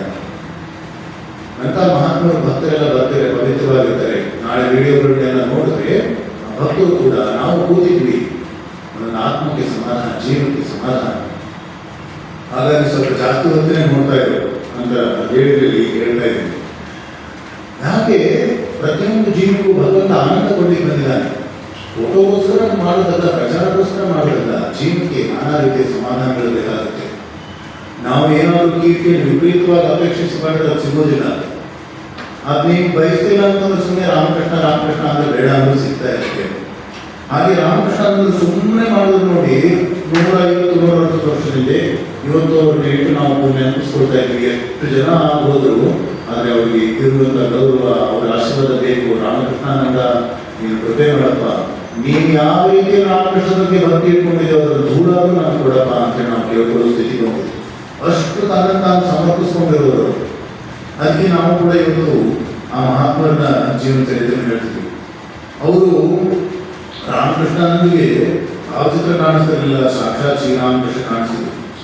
ಅಷ್ಟೊಂದು ಅವರು ರಾಮಕೃಷ್ಣ ಅಂದರು ತಮ್ಮನ್ನು ತಾವು ಸಮರ್ಪಿಸ್ಕೊಂಡು ಮದ್ರಾಸ್ನಲ್ಲಿ ಒಬ್ಬ ಮಠ ಮಾಡೋದು ಇಲ್ಲಿ ನೋಡಿ 40-50 ವರ್ಷದ ನಂತರ ಇದೇನೋ ಒಂದು ರೂಪ ಬಂದಿದೆ. ಎಷ್ಟು ಕಷ್ಟಪಟ್ಟಿದ್ದೀವಿ, ಎಷ್ಟೊಂದು ಘಟನೆಗಳು ನಡೆದು ಹೋಗಿದೆ, ಎಷ್ಟೊಂದು ಜನರು ತ್ಯಾಗ ಮಾಡಿದ್ದಾರೆ. ಬೆಳಗ್ಗೆ ನಾನಲ್ಲಿ ವಿಷ್ಣು ಸಹಸ್ರನಾಮ ಪಾರಾಯಣ ಮಾಡುವಾಗ, ದೇವಸ್ಥಿತಿ ಗ್ರೂಪ್ನಲ್ಲಿ ಪಾರಾಯಣ ಮಾಡುವಾಗ ಪ್ರತಿದಿನ ನಮ್ಮ ಆಶ್ರಮದಲ್ಲಿ ಕುಂಭಾರ್ಚನೆ ಮಾಡ್ತಾರೆ. ಭಕ್ತರೆಲ್ಲ ಒಳ್ಳೆಯದಾಗಲಿ ಅಂತ ಆಶ್ರಮಕ್ಕೆಲ್ಲ ಇಲ್ಲಿ ಕೂತ್ಕೊಂಡು ಮೊನ್ನೆ ಸ್ವಲ್ಪ ಬಳ್ಳಾರಿ ಅನ್ನ ತಿನ್ಬಿಟ್ನಲ್ಲ, ಒಳಗಡೆ ಬೆಳಗ್ಗೆ ಅವತ್ತು ಪ್ರಾರ್ಥನೆ ಮಾಡುವಾಗ ಬಳ್ಳಾರಿ ಭಕ್ತರು ಅವ್ರಿಗೆಲ್ಲ ಒಳ್ಳೆಯದಾಗಲಿ ಅಂತ ಗೊತ್ತಿದ್ದೇನೆ ಪ್ರಾರ್ಥನೆ ಮಾಡಿ. ಬಹಳ ಅದ್ಭುತ. ಮನಸ್ಸಿನಲ್ಲಿ ಶಾಖಮಾತೆ ಕೂತ್ಕೊಂಡು ಅವರಿಗೆ ಪ್ರಾರ್ಥನೆ ಮಾಡಿಸೋದು. ಹಾಗೆ ಎಲ್ಲ ಭಕ್ತರ ತ್ಯಾಗವನ್ನ ನಿಜಕ್ಕೂ ಕೂಡ ಭಗವಾನ್ ಶ್ರೀರಾಮಕೃಷ್ಣ ಅನ್ನಿಸ್ತಿರ್ತಾರೆ. ಅವರು ತಾವೇ ಅಡುಗೆ ಮಾಡಬೇಕಾಗಿತ್ತು. ಆಗಿನ ಕಾಲ ಈಗಲೇ ವಾಲಂಟಿಯರ್ಸು, ಸ್ವಯಂ ಸೇವಕರು, ಕೆಲಸ ಕಾರ್ಯಕರ್ತರು ಎಲ್ಲ ಎಷ್ಟೊಂದು ಕಷ್ಟ ಇದೆ. ಸ್ವಲ್ಪ ಹಣ ಜನ ಸಹಾಯ ಮಾಡೋದು ಸಿಗ್ಬೋದೇನೋ. ವ್ಯಕ್ತಿಗಳು ಬೇಕಾಗಿದ್ದಾರೆ. ಕೂತ್ಕೊಂಡು ನಾನು ಯಾರೊಬ್ಬರು ಭಕ್ತರು ಹೇಳ್ತಾ ಇದ್ದಿಲ್ಲ ನೋಡಿ, ಯಾವಾಗಾದ್ರೂ ನಿಮ್ಮ ಭಕ್ತರು ಸ್ವಚ್ಛತೆಯನ್ನು ಕಸ ಗುಡಿಸೋದು, ನೆಲ ಒರೆಸೋದು, ಹೂ ಕೀಳೋದೆಲ್ಲ ತಲೆಯಿರ್ತಿತ್ತು ಎಲ್ಲ ನೀವು ಸ್ವಯಂ ಸೇವಕರಾಗಿ ಯಾರು ಭಕ್ತರಿದ್ರು ಅಲ್ಲಿ ಆಡಳಿತಾಧಿಕಾರಿಗಳನ್ನು ಕೇಳಿಕೊಂಡು ನೀವು ಸೇವೆಗಳನ್ನ ರಾಮಕೃಷ್ಣ ಸೇವೆಯನ್ನು ಮಾಡ್ಬೋದು ಅಂತ ಹೇಳ್ತಾ ಇದ್ದಾರೆ. ಭೇಟಿಯಾಗ ಬಂದಾಗ ಅಡುಗೆ ಮಾಡಬೇಕಾಗಿತ್ತು, ಹೊರಗೆ ಹೋಗುವ ಪ್ರವಚನ, ಪಾಠ ಪ್ರವಚನ ಎಲ್ಲ ಮಾಡಬೇಕು. ಇದೆಲ್ಲ ಓದಿದ್ದಕ್ಕೆ ನಮಗೂ ಕೂಡ ನಮ್ಮ ಮನೆಗಳನ್ನ ನಡೆಸ್ಕೊಳ್ಳೋದಕ್ಕೆ ಇವರೆಲ್ಲ ಸ್ಫೂರ್ತಿ. ಆಮೇಲೆ ಮಾಡಬೇಕು, ರಾಮಕೃಷ್ಣ ಸೇವೆ ಮಾಡಬೇಕು. ವಿವೇಕಾನಂದರು ಬಂದಾಗ ಜನ ಅವ್ರ ಭಾಷಣ ಬಹಳ ಅದ್ಭುತ.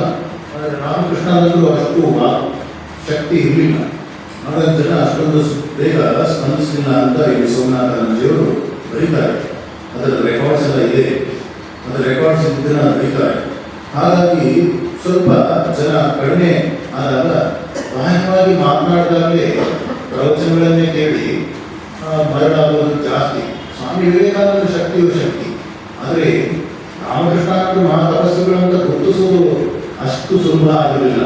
ಕೆಲವರು ಮರ್ಚ್ಕೊಂಡಿರ್ತಾರೆ ತಮ್ಮ ಸಾಧನೆಯನ್ನ, ತಮ್ಮ ತಪಸ್ಸನ್ನ ಅಷ್ಟು ಗುರುತಿಸೋಕ್ಕಾಗೋದಿಲ್ಲ. ಅದಕ್ಕೇನೆ ರಾಮಕೃಷ್ಣ ಪರಮಹಂಸರು ಹೇಳ್ತಾರೆ, 15ನೇ ಜವಾಬ್ದಾರಿಗೆ ವಜ್ರದ ಬೆಲೆ ಗೊತ್ತಾಗೋದಿಲ್ಲ. ವಜ್ರದ ಬೆಲೆ 15ನೇ ಜವಾಬ್ದಾರಿಗೆ ಗೊತ್ತಾಗೋದಿಲ್ಲ, ಬಟ್ಟೆ ಮಾರುವುದು ಗೊತ್ತಾಗೋದಿಲ್ಲ. ವಜ್ರದ ಬೆಲೆ ಗೊತ್ತಾಗಬೇಕಂದ್ರೆ ವಜ್ರವೇ ಆಗಬೇಕು. ನಾವು ಮಹಿಮಾನ್ವಿತರಾಗಬೇಕು. ಕುವೆಂಪು ಬೈದಿರುವ ಶಾಖ ಮಹಿಮೆ ಅರಿಬಹುದು. ನಾವು ಮಹಿಮಾನ್ವಿತರಾಗಬೇಕು, ಆವಾಗ ಮಹಿಮೆ ನಮ್ಮ ಅರಿವು ಬರುತ್ತೆ. ಅಷ್ಟು ಚೆನ್ನಾಗಿದೆ. ಹಾಗೆ ಒಂದು ದಿವಸ ಅವರು ಸಮುದ್ರ ಇರುವುದರಲ್ಲಿ ಅಲ್ಲಿ ಸಂಜೆ ಒಂದು ವಾಕಿಂಗ್ ಮಾಡ್ತಿರ್ತಾರೆ. ನೈವೇದ್ಯಕ್ಕೆ ಏನು ಇರೋದಿಲ್ಲ, ನೈವೇದ್ಯ ಮಾಡಲಿಕ್ಕೆ ಈಗೇನು ತೊಂದರೆ ಇಲ್ಲ, ಚೆನ್ನಾಗಿ ನೈವೇದ್ಯ ಮಾಡಿದ್ರೆ ಸಾಕಿದ್ದನ್ನ ಅಷ್ಟೆಲ್ಲ ಅವರು ತಪಸ್ಸು ಮಾಡಿಟ್ಟು ಹೋಗ್ಬಿಟ್ರೆ ನಾವು ನೋಡ್ಕೊಂಡ್ರೆ ಸಾಕಾಗಿದೆ. ಇದನ್ನೆಲ್ಲ ನೋಡಿಕೊಂಡು ತಪಸ್ಸು ಭಕ್ತರು ಹಿಂದೆ ಮುಂದೆ ಏನು ಮಾಡ್ತಾರೆ ಎಲ್ಲ ನೋಡ್ಕೊಂಡು ಹೋದ್ರೆ ಸಾಕಾಗಿದೆ. ಅಷ್ಟೆಲ್ಲ ವ್ಯವಸ್ಥೆ ಇದೆ. ಅವಾಗ ಏನೂ ಇರೋದಿಲ್ಲ. ಅವಾಗ ಅವರು ರಾಮಕೃಷ್ಣ ಹೇಳ್ತಾರೆ, ಗುರುದೇವ ಶ್ರೀರಾಮಕೃಷ್ಣ, ನೀನೇನಾದ್ರು ನೈವೇದ್ಯ ವ್ಯವಸ್ಥೆ ಮಾಡಿ ಇಲ್ಲಿ ಹೊರಟು ನಿಮಗೂ ನೈವೇದ್ಯ ಅದನ್ನೇ ಮಾಡ್ತೀನಿ, ಅಷ್ಟು ಯಾಕೆ ಹೇಳೋದಿಲ್ಲ ನಾನು ಅದನ್ನೇ ತಿಂತೀನಿ ಅಂತ. ಎಷ್ಟು ಚೆನ್ನಾಗಿದೆ ಇದೆಲ್ಲ.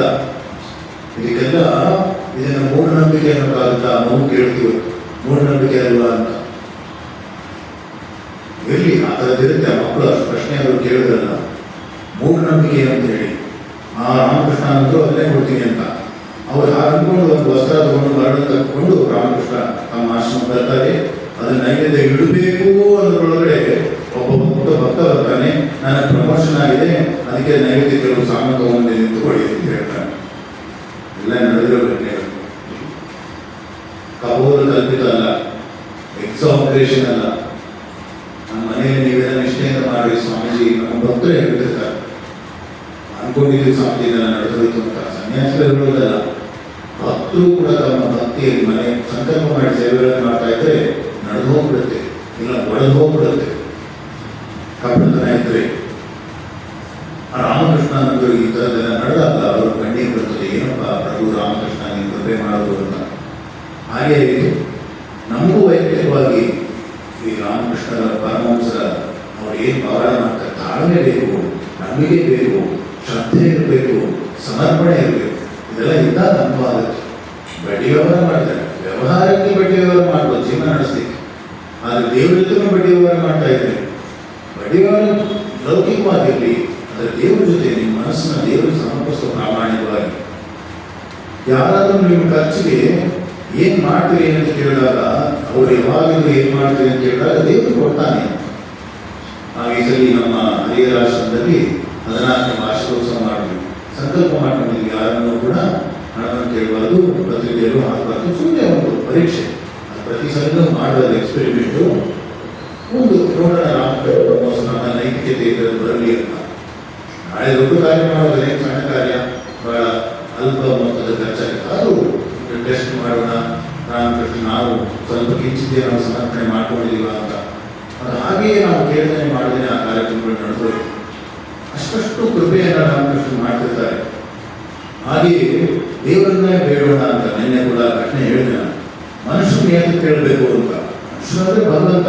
ದೇವರನ್ನೇ ಕೇಳಿದಾಗ ದೇವರು ನಿಮ್ಮಂತ ಭಕ್ತರ ಮೂಲಕನೇ ಕೊಡಿಸ್ತಿರ್ತಾನೆ. ದೇವರ ರೂಪದಲ್ಲಿ ನೀವೇ ಬರ್ತಿರ್ತೀರಿ, ಈ ಕಾರ್ಯಗಳೆಲ್ಲ ಆಗ್ತಿರ್ತದೆ. ಅದು ನಿಜವೂ ಕೂಡ. ರಾಮಕೃಷ್ಣ ಜನ್ಮದಿನ ಬರ್ತದೆ, ಜಯಂತಿ ಬರುತ್ತೆ. ರಾಮಕೃಷ್ಣ ಪರಮಹಂಸ ಜಯಂತಿಯಲ್ಲಿ ವಿಜೃಂಭಣೆಯಿಂದ ಆಚರಿಸುವಾಗಿ ಅವರಿದ್ದಾಗಲೂ ಕೂಡ ರಾಮಕೃಷ್ಣ ಮೇಲೆ ಬಹಳ ಪ್ರೇಮ. ರಾಮಕೃಷ್ಣ ಅನ್ನೋದಂತ ಅವರ ಹೆಸರು ವಿವೇಕಾನಂದ ಕೊಟ್ಟಿರ್ತಾರೆ. ಅವ್ರ ಜಯಂತಿ ಚೆನ್ನಾಗಿ ಮಾಡೋಣ ಅಂತ ಅವಾಗ ಹಣ ಏನೂ ಇರುವುದಿಲ್ಲ. ಮತ್ತೊಳಗೆ ಆ ಕಡೆ ಈ ಕಡೆ ಓಡಾಡ್ತಿರ್ತಾರೆ. ದರಿದ್ರ ನಾರಾಯಣ ಸೇವೆ ಮಾತ್ರ ಬಡವರಿಗೆ ಏನಾದ್ರು ಕೊಡಬೇಕು. ಆವಾಗ ಆಶ್ಚರ್ಯ ಆಗುತ್ತೆ. ಮಾರನೇ ದಿವಸ ಅಲ್ಲಿ ಮೈಸೂರಿನ ಯುವರಾಜ ಒಬ್ಬ the man, the universe and the man ಅಂತ ಗ್ರಂಥ ಓದ್ಬಿಟ್ಟು ಅದನ್ನು ಮೆಚ್ಚಿ ಸ್ವಾಮಿಗಳಿಗೆ ಸ್ವಲ್ಪ ಹಣ ಕಳಿಸ್ಬಿಡ್ತಾರೆ. ಅದು ದೊಡ್ಡ ದೊಡ್ಡ ಪವಾಡಗಳು. ನಂತರ ಅವರಿಗೆ ವಿಶ್ವಾಸ ಬರುತ್ತೆ. ಅಷ್ಟೊಂದು ಕೆಲಸ ಕಷ್ಟಪಟ್ಟು ಕೆಲಸ ಮಾಡ್ತಿರ್ತಾರೆ. ಸಮರ್ಪಣೆ ಇಟ್ಕೊಂಡು ತಳ್ಕೊಂಡು ಮಾಡ್ತಿರ್ತಾರೆ. ರಾತ್ರಿ ಅಡುಗೆ ಏನು ಮಾಡಬೇಕು ಅಂಥೇಳಿ ಅವರು ಚಿಂತೆ ಮಾಡ್ತಿದ್ರು ಕೂಡ ಸ್ವಲ್ಪ ಬ್ರೆಡ್ ಅದನ್ನೇ ಮಾಡಿ ಸ್ವಲ್ಪ ಊಟ ಮಾಡಿ ಮಲಗ್ತಿರ್ತಾರೆ. ಇಷ್ಟೊಂದು ದುಡಿಬೇಕಲ್ಲ ಅಂತ ಒಂದು ಕ್ಷಣವೂ ಕೊಡಗಾಡ್ತಿರೋದಿಲ್ಲ. ಅದೇನೋ ಕೂಡಿಟ್ಟು ಮಕ್ಕಳಿಗೆ ಆಸ್ತಿ ಮಾಡಿಕೊಂಡು ಇಟ್ಟು ಹೋಗೋದಲ್ಲ. ಮಠದಲ್ಲಿ ರಾಮಕೃಷ್ಣ ಪೂಜೆ ಮಾಡ್ಕೊಂಡು ಭಕ್ತರಿಗೆ ಧರ್ಮ ಬಿತ್ತೋದು. ಏನೋ ನಮ್ಮ ಹಣವನ್ನು ಸಂಪಾದನೆ ಮಾಡಿ ಹಣ ಇಟ್ಕೊಂಡು ಹೋಗಿ ಕೂತ್ಕೊಂಡು ಮೊಮ್ಮಕ್ಕಳು ಕೂತ್ಕೊಂಡು ತಿಳ್ಕೊಂಡು ಸಾರ್ಥದ ಏನು ಅದಲ್ಲ, ದುಡಿಬೇಕು. ಅದು ಬೇರೆ ಲೌಕಿಕವಾಗಿ. ಅಂದರೆ ಇಲ್ಲಿ ನಾವು ರಾಮಕೃಷ್ಣನಂದರು ಆ ಎಲ್ಲ ಧನವನ್ನು ಕೂಡ ಇಲ್ಲೆಲ್ಲ ಎಷ್ಟೊಂದು ಖರ್ಚುಗಳಿರ್ತದೆ. ಅದನ್ನೆಲ್ಲ ಕೂಡ ಅವರೆಲ್ಲ ರಾಮಕೃಷ್ಣನ ಸನ್ಯಾಸಿಗಳು ಬರೋರಿಗೆ ಹೋಗೋರಿಗೆ ಪ್ರಸಾದ ವ್ಯವಸ್ಥೆ, ಒಬ್ಬೊಬ್ಬರ ಖರ್ಚು ಎಷ್ಟೆಲ್ಲ ಖರ್ಚಿರುತ್ತೆ, ನಾವೆಲ್ಲ ನೋಡ್ಕೊಳ್ತಿದ್ದೀವಿ. ಹಾಗೆಯೇ ರಾಮಕೃಷ್ಣನಂದರು ನಾನೊಂದು ಯಂತ್ರ, ಉಪಕರಣ. ನಿನ್ನೆ ಹೇಳಿದ ನನ್ನ ಕಾಸಿ ಮೇಲೆ ನೀರು ಬಿದ್ದಿರುತ್ತೆ, ಅಲ್ಲಿ ಒಂದು ಪೈಪ್ ಹಾಕಿರ್ತಾರೆ, ಕೆಲವರು ಸಿಂಹದ ಮೊಗ ಹಾಕಿರ್ತಾರೆ, ಅದರಿಂದ ನೀರು ಬರುತ್ತೆ. ಅದರ ಮೇಲ್ಗಡೆ ನೀರಿಲ್ಲ ಅಂದರೆ ಸಿಂಹ ಬಾಯಿಂದ ಹೇಗೆ ಇರ್ತದೆ. ಹಾಗೆ ನಾವೊಂದು ಯಂತ್ರ ಏನಾದ್ರು ಒಳ್ಳೆಯದು ಹೇಳಿದ್ರೆ ಆ ರಾಮಕೃಷ್ಣ ಪರಮಹಂಸರು ಹೇಳ್ತಿದ್ದಾರೆ ಅಂತ ರಾಮಕೃಷ್ಣ ಅನ್ನೋದು ಭಾವಿಸ್ತಿದ್ರು. ಇನ್ನು ಅಲ್ಲಿ ಏನಾದರೂ ಅಂದರೆ ಮದ್ರಾಸ್ಗೆ ನಮ್ಮ ಮಠಕ್ಕೆ ಹೀಗೆ ಬಂದಿದ್ದೀವಿ, ಅವರು ಸಂತೋಷ. ನಿನ್ನೆಯಿಂದ ಅವರೆಲ್ಲ ಉಚ್ಚಾರ ಮಾಡ್ತಿದ್ದಾರೆ, ದೇವರು ಬಂದಿದ್ದಾನೆ ಅನ್ನೋ ರೀತಿಯಲ್ಲಿ ನೋಡ್ಕೊಳ್ತಿದ್ದಾರೆ. ಇವರು ಬಳ್ಳಾರಿ ರಾಮಕೃಷ್ಣ ವೇದಾಂತ ಕೇಂದ್ರದವರು ಬಹಳ ಇಷ್ಟೊಂದು ಅಚ್ಚುಕಟ್ಟಾಗಿ ನಮಗೆ ಒಳಗಡೆ ಹೃತ್ಪೂರ್ವಕವಾಗಿ ಮಠದ ಬಗ್ಗೆ ಒಂದು ಗೌರವ, ಪ್ರೀತಿ, ಪ್ರಾರ್ಥನೆಗಳು ಹೊರಹೊಮ್ಮುತ್ತೆ. ಹಾಗೆ ಆಗಿನ ಕಾಲದಲ್ಲಿ ಅವರು ಸೋದರ ಸನ್ಯಾಸಿಗಳು, ವಿವೇಕಾನಂದರ ಬೇರೆ ಇನ್ನಿತರ ಸನ್ಯಾಸಿಗಳೆಲ್ಲ ಏನಾದರೂ ಬರ್ತಾರೆ ಅಂತಂದರೆ ರಾಮಕೃಷ್ಣಾನಂದರು ಎಲ್ಲ ಸಮಸ್ಯೆಗಳಲ್ಲೆಲ್ಲ ವ್ಯವಸ್ಥೆ, ಗಾಡಿಗಳಿರ್ತಿರ್ಲಿಲ್ಲ, ಅವ್ರಿಗೆ ಕರ್ಕೊಳ್ಬೇಕು, ಉಡುಗೊರೆ ವ್ಯವಸ್ಥೆ ಮಾಡ್ಕೋಬೇಕು, ಏನು ಅವ್ರಿಗೆ ತೊಂದರೆ ಇಲ್ಲ, ಧ್ಯಾನ ಮಾಡ್ಕೊಂಡು ಕೂತ್ಕೊಳ್ತಿದ್ರು. ಯಾಕೆ ಅವರು ರಾಮಕೃಷ್ಣ ಪ್ರೀತಿಸ್ತಾರೆ, ಇವರು ರಾಮಕೃಷ್ಣ ಪ್ರೀತಿಸ್ತಾರೆ, ಆರಾಮಾಗಿ ಧ್ಯಾನವನ್ನು ರಚನೆಯನ್ನು ಮಾಡ್ಕೊಂಡು ಕೂತ್ಕೊಳ್ತಾರೆ. ಆದರೆ ಎಲ್ಲರೂ ಬಂದವರು ಕಾಲಕಾಲಕ್ಕೆ ಪ್ರಸಾದ ವ್ಯವಸ್ಥೆ ಅದನ್ನೆಲ್ಲ ಬಹಳ ಸಂತೋಷದಿಂದ ಅವರು ಸೇವೆ ಮಾಡ್ತಿರ್ತಾರೆ. ಈ ಬೆಂಗಳೂರಿನಲ್ಲಿ ನೀವು ರಾಮಕೃಷ್ಣ ಮಠ ನೋಡಿರ್ಬೋದು, ಅಲ್ಲಿಗೆ ಶ್ರೀಮಾತೆ ಶಾರದಾದೇವರು ಬಂದಿತ್ತು.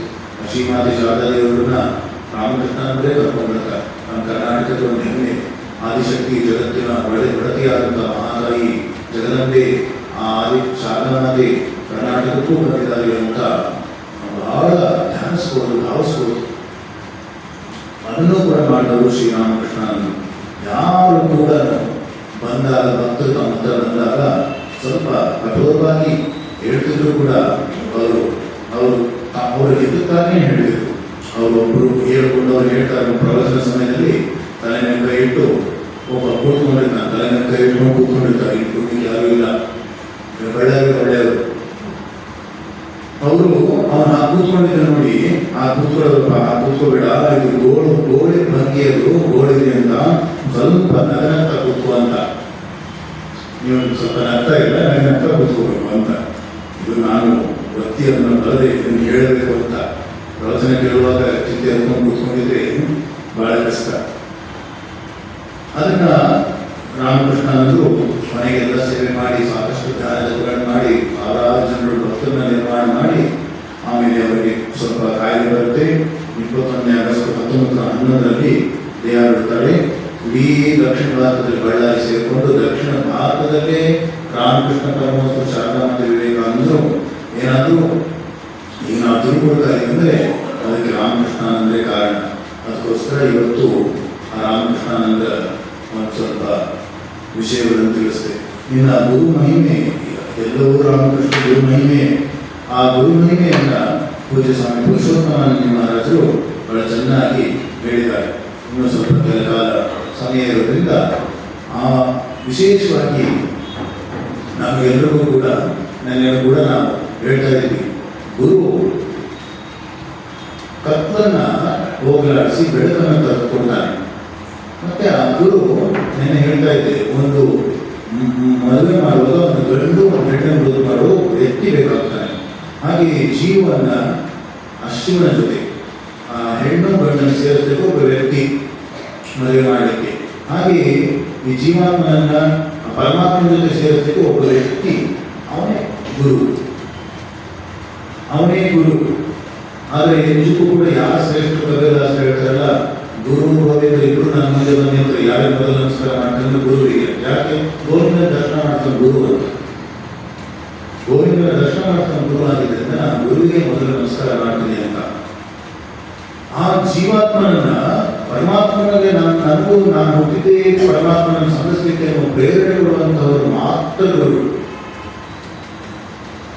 ನಾನು ಬೆಳಿಗ್ಗೆ ಮಕ್ಕಳು ಹೇಳ್ತಾ ಇದ್ದೆ, ಈಗ ಯಾಕೆ ಆ ಮಕ್ಕಳು ಅಂತ ಹೇಳ್ತಾರೆ ಅಂದ್ರೆ, ಅರ್ಚಕರು ಪೂಜೆ ಮಾಡ್ತಿರ್ತಾರೆ, ಅರ್ಚಕರು ಬಹಳ ಜನ ಅರ್ಚಿಸ್ತಾ ಇರ್ತಾರೆ ಅಂತ, ಕಾಂಟಿ ಕೊಡಿ ಹೋಗಿ ಅಂತ. ಅದನ್ನ ಯಾವ ಜೀವನನ್ನ ನಮ್ಮನ್ನು ನೋಡಿದ್ರೆ, ನಿಮ್ಮನ್ನು ನೋಡಿದ್ರೆ, ಯಾರನ್ನ ನೋಡಿದ್ರೆ ದೇವರು ನೆನಪಾಗುತ್ತೋ, ದೇವರು ಧ್ಯಾನ ಮಾಡ್ಬೇಕು ಅನ್ಸುತ್ತೋ, ಲೌಕಿಕವಾದ ಸ್ವಲ್ಪ ವ್ಯವಹಾರವನ್ನು ಕಡಿಮೆ ಮಾಡ್ಬೇಕು ಅನ್ಸುತ್ತೋ, ಧ್ಯಾನ ಮಾಡಬೇಕು ಅನ್ಸುತ್ತೋ, ಅವನು ಗುರು.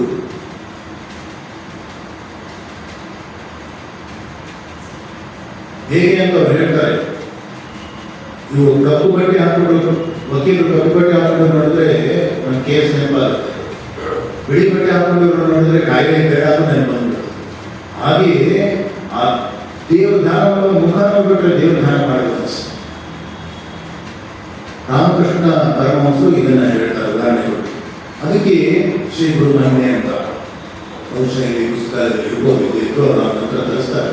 ನೀವೆಲ್ಲ ತಗೊಂಡೋಗೋ ಸಾಹಸ ಕಾರ್ಯ ಮಾಡಬೇಕು. ಅವ್ರ ಪುಸ್ತಕ ಮನೆಗೆ ಎಷ್ಟು ಚೆನ್ನಾಗಿದೆ, ಬಹಳ ಅದ್ಭುತವಾಗಿದೆ. ಬೇರೆ ಬೇರೆ ಬೇರೆ ಬೇರೆ ಬೇರೆ ಗ್ರಂಥಗಳಿದೆ. ನಮ್ಮ ಆಶ್ರಮದಲ್ಲೂ ಕೂಡ ಅಷ್ಟೊಂದು ಗ್ರಂಥಗಳಿಲ್ಲ. ತಾವು ಸಮಯ ಮಾಡಿಕೊಂಡು ನಾನು ಅವಲೋಕನ ಮಾಡ್ತಾ ಇದ್ದೀವಿ. ಇಲ್ಲಿ ಶ್ರೀ ಗುರು ಮಹಿಮೆ ಅಂತಿದೆ, ಅದರಲ್ಲಿ ಬರೆದಿದ್ದಾರೆ ಗುರು ಶೋಧನೆ ಅಂತ, ಸಂಶೋಧನೆ, ಹುಡುಕುವುದು ಅಂತ. ಲೌಕಿಕ ವಿದ್ಯೆ ಅಲೌಕಿಕ ವಿದ್ಯೆಯಲ್ಲಿ ಎರಡು ವಿದ್ಯೆ, ಒಂದು ಲೌಕಿಕ ವಿದ್ಯೆ, ಇನ್ನೊಂದು ಅಲೌಕಿಕ ಪಾರಮಾರ್ಥಿಕ. ಎರಡೂ ವಿದ್ಯೆಗಳು ಅದ್ಭುತವಾದವುಗಳೇ.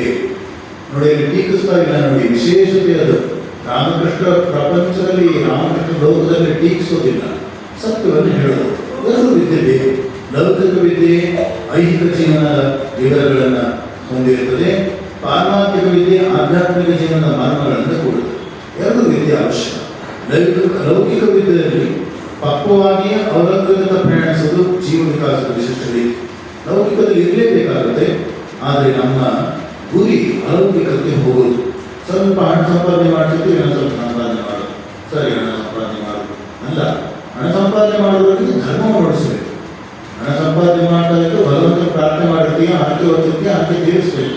ತೀರಿಸ್ತಾ ಅಂತ ತೀರಿಸ್ತಿಲ್ಲ ಅಂತಂದ್ರೆ ತೀರು ಹೋಗ್ತೀಯ, ತೀರಿಸ್ಬೇಕು ಋಣ ಅಂತ. ಅದೆಲ್ಲ ಇಲ್ಲಿ ಹೇಳಿರ್ತಾರೆ.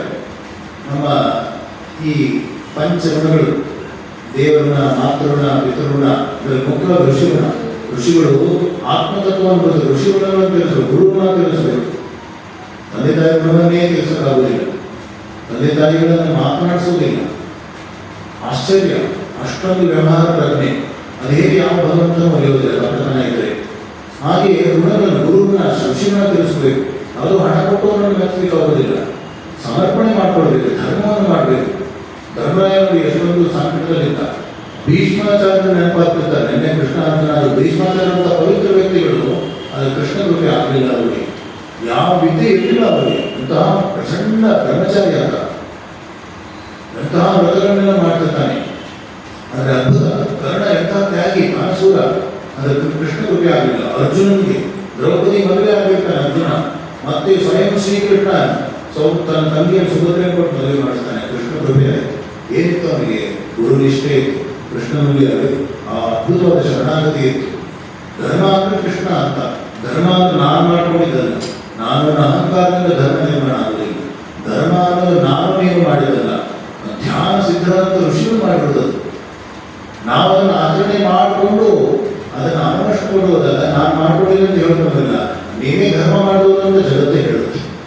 ಅವ್ರು ಹೇಳೋದು ನಾನು ಮಾಡಿದ್ದೀನಿ ಅಂತ ಹೇಳಿದ್ರಂತಂದ್ರೆ ನೀನೇ ಹೇಳ್ಕೋಬೇಕಾಗುತ್ತೆ. ಧರ್ಮ ಮಾಡಿದ್ದಾಗಲಿ ಯಾರೋ ಮಾಡಿದ್ದಾಗಲಿ ಎಲ್ಲರೂ ಹೇಳಬೇಕು ನಮ್ಮ ಬಗ್ಗೆ. ಬೇರೆಯವ್ರು ನಾಲ್ಕು ಜನ ಹೇಳಬೇಕು, ಯಾರು ಹೇಳೋದಿಲ್ಲ ಅಂತ ನಾವೇ ಹೇಳ್ಕೊಳ್ತೀವಿ. ಕೆಲವರು ಪುಸ್ತಕ ಬರೆದು ಬಿಡ್ತಾರೆ, ಯಾಕೋ ನಮ್ಮ ಬಗ್ಗೆ ಬರೀತಾ ಇಲ್ಲ, ನಾವೇ ಬರೆಯೋದ್ರೊಳಗೆ ಬರ್ಕೊಂಡ್ಬಿಡೋಣ ಅಂತ. ಅಲ್ಲ, ಬೇರೆಯವರು ಬರೀಬೇಕು. ಆ ರೀತಿ ಜೀವನ ಇರಬೇಕು, ಆ ರೀತಿ ಪವಿತ್ರವಾದ ಜೀವನ ಇರಬೇಕು. ಅದಕ್ಕೆ ನಮಗೆ ನಮ್ಮ ಜೀವನ ಲೌಕಿಕ ಸಂಪಾದನೆ ಜೊತೆಗೆ ಅಲೌಕಿಕ ಕೂಡ ಹೋಗಬೇಕು. ಈ ದೇವರನ್ನು ಹೇಳ್ಕೊಳ್ಳೋದು ವ್ಯಾವಹಾರಿಕ ಸಂಬಂಧಪಟ್ಟಂತ ಧರ್ಮವನ್ನು ಕಳ್ಕೊಳ್ಳಿಕ್ಕೆ ಧರ್ಮವನ್ನು ಹೇಳ್ಕೊಳ್ಳೋದು. ಹಾಗೆಯೇ ಆದ್ದರಿಂದ ಪ್ರಪಂಚದ ರಹಸ್ಯವನ್ನು ಅರಿತುಬಾರಬೇಕು. ಪ್ರಪಂಚದಲ್ಲಿ ಹೇಗೆ ಬದುಕಬೇಕು ಗೊತ್ತಿರಬೇಕು. ಅದಕ್ಕೆ ವಿವಿಧ ಮಟ್ಟಗಳ ಲೌಕಿಕ ಗುರುಗಳ ಮಾರ್ಗದರ್ಶನ. ಸ್ವಾಮಿ ಬ್ರಹ್ಮಾನಂದ ಹೇಳ್ತಾರೆ, ಕಳ್ಳಿಗೂ ಒಬ್ಬ ಗುರು ಬೇಕು. ಇನ್ನು ವ್ಯವಹಾರ ಮಾಡಲಿಕ್ಕೆ, ಜೀವನ ನಡೆಸಲಿಕ್ಕೆ ಗುರುಗಳು ಬೇಡವೇ? ಬೇಕಾಗ್ತಾರೆ. ಆದರೆ ಪ್ರಾಪಂಚಿಕ ಜೀವನದ ನಶ್ವರತೆಯನ್ನು ಮನಗಂಡ ಮಾನವರಲ್ಲಿ ಪ್ರಪಂಚಕ್ಕೂ ಅತೀತವಾದ ಅಲೌಕಿಕತೆ ಕಡೆಗೆ ಕುತೂಹಲ. ಈ ಪ್ರಾಪಂಚದಲ್ಲಿ ಇದ್ದು ಇದ್ದು ಇದ್ದು ಸಾಕಾಗಿ ಎಲ್ಲ ಬಂದಿದ್ದಾರಲ್ಲ, ಎಲ್ಲ ಸಾಕು, ಇನ್ನೇನು ವಿಶೇಷವಾಗಿ ತಿಳ್ಕೊಳ್ಳೋಣ, ಯಾವುದೋ ಒಂದು ಬ್ರಹ್ಮವಿದ್ಯೆ ತಿಳ್ಕೊಳ್ಳೋಣ.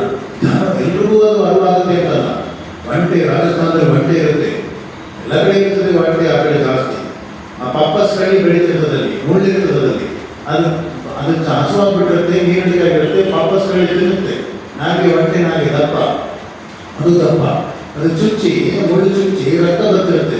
ಒಂಟೆ ಅನ್ಕೊಳ್ಳುತ್ತಂತೆ, ರಾಮಕೃಷ್ಣ ಪರಮಹಂಸರು ಒಂಟೆ ಅನ್ಕೊಳ್ಳುತ್ತಂತೆ ವಾಪಸ್ಗಳಲ್ಲಿ ಏನು ಅದ್ಭುತ ರಸ ಇದೆ ಅಂತ ತನ್ನ ರಕ್ತವನ್ನೇ ಹಾಗೆ ಅನ್ಕೊಳ್ಳುತ್ತದೆ. ಪ್ರಾಪಂಚಿಕರು ಕೂಡ ಆಚೆ ಚುಚ್ಚುದು ಏನೂ ಆದರೂ ಎಲ್ಲ ಕಡೆಗೆ ಆಪರೇಷನ್ ಆದರೂ ಕೂಡ ಅವರಿಗೆ ಆಪರೇಷನ್ ರೇಷನ್ ಎರಡರೇ ಇರ್ತಾರೆ. ಬರುವುದಿಲ್ಲ ಜೀವಿಗಳಷ್ಟು. ನೀವು ಬಂದಾಗ ನಿಮಗೆ ಸಂಸ್ಕಾರ ಇದೆ, ಅವ್ರನ್ನ ಟೀಕಿಸ್ತಾ ಇಲ್ಲ. ಅದರ ಅಷ್ಟು ಸುಲಭವಾದ ಜೀವಿಗಳು ಪ್ರತಿನಿತ್ಯ ಬರೋದು, ವಾರಕ್ಕೊಂದ್ಸರಿ ಬರೋದು, ಕೆಲವೊಂದ್ಸರಿ ಬಿಟ್ಟು ಬಿಡ್ತಾರೆ. ಬಿಟ್ಟು 6 ತಿಂಗಳು 1 ವರ್ಷ ಬಿಟ್ಟು ಹೋಗಿರ್ತಾರೆ, ಗೊತ್ತೇ ಆಗೋದಿಲ್ಲ. ಅದಕ್ಕೆ ಬಂದಾಗ ಸತ್ಸಂಗ ಮಾಡ್ತಾ ಇರ್ಬೇಕು. ಸಾಧು ಸಂಘವಾಗಲಿ, ಸಾಧು ಸಜ್ಜನ ಸಂಘ ಮಾಡ್ತಾ ಇರ್ಬೇಕು. ಹಿಂದಿದ್ರೆ ಮತ್ತೆ ಹೋಗ್ಬಿಡುತ್ತೆ ಮಾಯೆ. 30 ವರ್ಷ ಇದ್ರೆ ಹೆಂಗೆ ಹೋಯ್ತು ಗೊತ್ತಾಗ್ಲಿಲ್ಲ ಅಂತ ಗೊತ್ತಾಗ್ಬೇಕು. ಹೆಂಗೆ ಹೋಯ್ತು, ಹೀಗೆ ಬದುಕಿದ್ರೆ ಹೆಂಗೆ ಆತ್ಮವಿಶ್ವಾಸ ಇರಬೇಕು. ಅದಕ್ಕೆ ಸತ್ಸಂಗ ಮಾಡ್ತಾ ಇರಬೇಕು. ಒಲವು ಮೂಡುತ್ತೆ, ಆಗ ಅವರಿಗೆ ಬೇಕಾದದ್ದು ಆಧ್ಯಾತ್ಮಿಕ ಗುರುಗಳ ದಿಗ್ದರ್ಶನ. ಈಗ ಲೌಕಿಕ ಆಯಿತು, ಆಧ್ಯಾತ್ಮಿಕವಾಗಿ ಆತ್ಮವನ್ನು ಅನುಭವಿಸೋಣ, ಬದುಕುತ್ತಾ ಸಾಯೋದು ಬೇಡ, ಇಂತಹ ಅದ್ಭುತವಾದಂಥ ಪವಿತ್ರವಾದ ಜೀವನ ನಡೆಸಿದ್ದೀನಲ್ಲ ಅನ್ನೋ ಹೆಮ್ಮೆಯಿಂದ ನಾವು ಆತ್ಮ ಭಾವದಿಂದ ಜೀವನ ಬಿಡೋದಕ್ಕೆ ನಮ್ಮ ಬರ್ತಾ ಇದ್ರೆ ಬಾಯಿಗೆ ಬೆಳಗ್ಗೆ ಪೂಜೆ ಮಾಡಿಲ್ಲ, ನೈವೇದ್ಯ ಮಾಡಿಲ್ಲ, ಕೂತ್ಕೋಗಿ ಪೂಜೆ ಮಾಡಿ ನೈವೇದ್ಯ ಅರ್ಪಿಸಿ ನಾನು ತಿಂತೀನಿ, ನೀನು ಕೂಡ ನಮ್ಮ ಮನೆಗೆ ಸ್ವಲ್ಪ ಉಪ್ಪಿಟ್ಟು ದೋಸೆ ಎಲ್ಲ ಈ ಕಡೆ ರೊಟ್ಟಿ ಪಪ್ಪು ಮಾಡ್ತಾರೆ, ಪಪ್ಪು ತಿನ್ಬಿಟ್ಟು ಹೋಗೋಣ, ಇಬ್ಬರು ಹೋಗೋಣ ಅಂತ ಹೇಳಿದವರಿಗೆ ಅದನ್ನು ನಾವು ಅಷ್ಟೊಂದು ಆತ್ಮವಿಶ್ವಾಸ ಬೇಕು, ಅಷ್ಟು ಧ್ಯಾನವನ್ನು ಮಾಡಬೇಕು. ಅದು ಹಣ ಇರೋರಿಗೆ ಬರ್ತಾ ಇದ್ದಾರೆ, ಆದರೆ ಭಗವಂತನಂತವರಿಗೆ ಭಯನೇ ಇರೋದಿಲ್ಲ. ಅದಕ್ಕೋಸ್ಕರನೇ ನಮ್ಮಲ್ಲಿ ಗುರುವಿನ ಶೋಧ. ಈಗ ಆಗ ನಮ್ಗೆ ಅನಿಸ್ಬೇಕು, ಒಬ್ಬ ಗುರು ಬೇಕು ನಮಗೆ.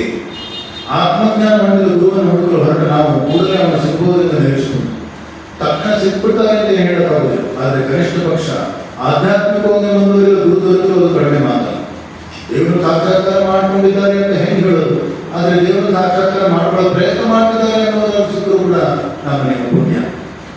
ಶಿಷ್ಯನಲ್ಲಿ ನಾವು ಶಿಷ್ಯರು, ನೀವೆಲ್ಲ ಶಿಷ್ಯರು, ನಮಗೆಲ್ಲರಿಗೂ ಕೂಡ ಕಡ್ಡಿ ಹಾಕಿ ಪ್ರಾರ್ಥನೆ ಮಾಡ್ತಾ ಇದ್ದೇವೆ, ಆಕೃತಿಯಿಂದ ಪ್ರಾರ್ಥನೆ ಮಾಡ್ತಾ ಇದ್ರೆ ನಮಗೆ ಖಂಡಿತವಾಗಿಯೂ ಅವರೇ ಹೇಳ್ತಾರೆ, ಗುರು ತಾನಾಗಿ ನಮ್ಮ ಹತ್ರ ಬರ್ತಾನೆ, ಆಶೀರ್ವಾದ ಮಾಡ್ತಾನೆ ಅಂತ. ಇದನ್ನ ಶ್ರೀರಾಮಕೃಷ್ಣರೇ ಸ್ವಯಂ ಹೇಳ್ತಾರೆ. ಹಾಗೆಯೇ ಶ್ರೀ ಗುರು ಮಹಿಮೆ ಕುರಿತು ಇವರು ಪೀಠಿಕೆಯನ್ನು ಬರೀತಾರೆ. ಆಮೇಲೆ ಕೆಲವಾರು ಸಣ್ಣ ಕೆಲವೊಂದು ಮೆಸೇಜ್ಗಳನ್ನು ಹಾಕಿದ್ದಾರೆ, ಪುಟ್ಟ ಸಂದೇಶಗಳನ್ನು ಪೂಜ್ಯ ಸ್ವಾಮಿ ಪುರುಷೋತ್ತಮಾನಂದ ಮಹಾರಾಜ್ ಅವರೇ ಗುರುಗಳು. ಅವರ ಗುರುಗಳು ಮಹಿಮಾನಿಕರು ಪೂಜ್ಯ ಸ್ವಾಮಿ ಯತೀಶ್ವರಾನಂದ ಮಹಾರಾಜ್. ಅದರಲ್ಲಿ ಒಂದೆರಡು ಓದ್ತೀನಿ, ನಂತರ ನಾಳೆ ಮುಂದುವರಿಸ್ತೇನೆ. ನಾವು ಯಾವುದೇ ಕಾರ್ಯವನ್ನು ಕೈಗೊಂಡು ಅದನ್ನು ಪ್ರಾರಂಭಿಸುವಾಗ ಮೊದಲು ಸಲ್ಲಬೇಕು ಗುರುಗಳನ್ನು ಸ್ಮರಿಸಬೇಕು. ಗುರು ಹಿರಿಯರಲ್ಲ ಅಂತ ಮನೆಯಲ್ಲಿ ಮಾಡಿದಾಗ ನಿಮ್ಮ ಗುರುಗಳಿದ್ದರೆ ಯಾರು ನಿಮಗೆ ಕುಲಗುರುಗಳು ಅಥವಾ ಮಂತ್ರೀಕ್ಷ ಕೊಟ್ಟದ ಗುರುಗಳು, ಅವರನ್ನು ಸ್ಮರಿಸ್ಕೊಂಡು ಹಿರಿಯರನ್ನು ಸ್ಮರಿಸ್ಕೊಂಡು ನಾವು ಕಾರ್ಯವನ್ನು ಆರಂಭ ಮಾಡಬೇಕು. ಆಮೇಲೆ ಎಡಗಟ್ಟು ಮಾಡ್ಕೊಂಡು ಬಂದ್ಬಿಟ್ಟು ಗುರುಗಳು ಹೆಂಗಾಯ್ತು ಅಂತ ಮೊದಲು ಹೇಳಿರೋದಿಲ್ಲ. ಮೊದಲೇ ಬಂದ್ಬಿಟ್ಟು ರಾಮಕೃಷ್ಣ ಪರಮಹಂಸರನ್ನು ಸಾಕಾಗ ನಮಸ್ಕಾರ ಆಗಿ ಅಪ್ಪ ದೇವರೇ ಮಾಡೋದು ಹೋಗ್ತಿದ್ದೀನಿ ಅಂತ ಹೇಳ್ಬಿಟ್ಟಾಗ ಅವನು ಕೇಳಿಸ್ಕೊತಾನೆ. ಸಂಬಂಧಪಟ್ಟಂತ ಯಾರಾದರೂ ಕೂಡ ಗುರುಗಳಿದ್ರು ಕೂಡ ಅವರಿಗೂ ಕೇಳಬಹುದು. ಇನ್ನು ವೇದಾಧ್ಯಯನ ಮಾಡುವ ತೊಡುವಾಗ ಶ್ರೀ ಗುರುಭ್ಯೋ ನಮಃ ಅಂತಲೇ ಆರಂಭ ಮಾಡ್ತಾರೆ. ಇದು ಒಂದನೇ. ಎರಡನೇದು, ಭಗವಂತನ ಗುಣಗಾನವನ್ನು ತೃಪ್ತಿಯಾಗುವಷ್ಟು ಮಾಡಿ ಮುಗಿಸಿದ್ದೇನೆ ಎಂದು ಯಾರಾದರೂ ಹೇಳಿದರೆ ಅದನ್ನು ಒಪ್ಪಿಕೊಳ್ಳಬಹುದೇನೋ. ನಾವು ಭಜನೆ ಸಂತೃಪ್ತಿಯಿಂದ ಮಾಡಿದ್ವಿ ಅಂತ ಹೇಳಿದ್ರೆ ಒಪ್ಪಿಕೊಳ್ಳಬಹುದೇನೋ. ಆದರೆ ಗುರುವಿನ ಗುಣಗಾನ ಮಾಡಿ ಮುಗಿಸಿದ್ದೇನೆ ಎಂದರೆ ಅದು ಖಂಡಿತ ಅದನ್ನು ಒಪ್ಪಲು ಸಾಧ್ಯವಿಲ್ಲ. ಎಷ್ಟು ಭಾವಿಸಬಹುದು. ಏಕೆಂದರೆ ಅಂಥ ಭಗವಂತನನ್ನು ತೋರಿಸಿಕೊಡುವವನೇ ಗುರುವಲ್ಲವೇ. ಮೂರನೇದು, ಗುರು ಶಕ್ತಿಯನ್ನು ಮೀರಿದ್ದು ಈ ಜಗತ್ತಿನಲ್ಲಿ ನಾವು ಇಲ್ಲ ಎಂಬುದನ್ನು ತಿಳಿಯಲು ಗುರು ಕೃಪೆಯನ್ನು ಪಡೆದು ಧನ್ಯನಾದ ಶಿಷ್ಯನನ್ನು ನೋಡಬೇಕು. ಬಳ್ಳಾರಿಯಲ್ಲಿ ಸುಮ್ಮನೆ ನಮ್ಮ ದಾವಣಗೆರೆ ಬೆಣ್ಣೆ ದೋಸೆ ಅದ್ರ ಬಗ್ಗೆ ಏನು ಹೇಳಿದ್ರು ಏನಾಗ್ತಾ ಆಗುತ್ತೆ ಎಲ್ಲರೂ ಗೊತ್ತು, ಅದರ ಗೊತ್ತು. ಹಾಗೆ ಬಳ್ಳಾರಿಯಲ್ಲಿ ಏನೋ ತುಂಬ ಐಟಮ್ಸ್ ಇದೆ, ಅದನ್ನು ತಿಂದವರಿಗೆ ಗೊತ್ತು. ನಿಮ್ಮ ಮನೆ ಪ್ರಸಾದ ಅದನ್ನು ತಿಂದವರಿಗೆ ಗೊತ್ತು, ಅದು ಅಷ್ಟೊಂದು ರುಚಿಯಾಗಿತ್ತು ಅಂತ. ಬಹಳ ಚೆನ್ನಾಗಿ ಅದನ್ನು ನಾವು ಅದು ಗುರುಕೃಪೆ, ನಮಗೆ ಗುರುಕೃಪೆಯನ್ನು ಭಾವಿಸೋರಿಗೆ ಅದು ಅರಿವಾಗ್ತದೆ.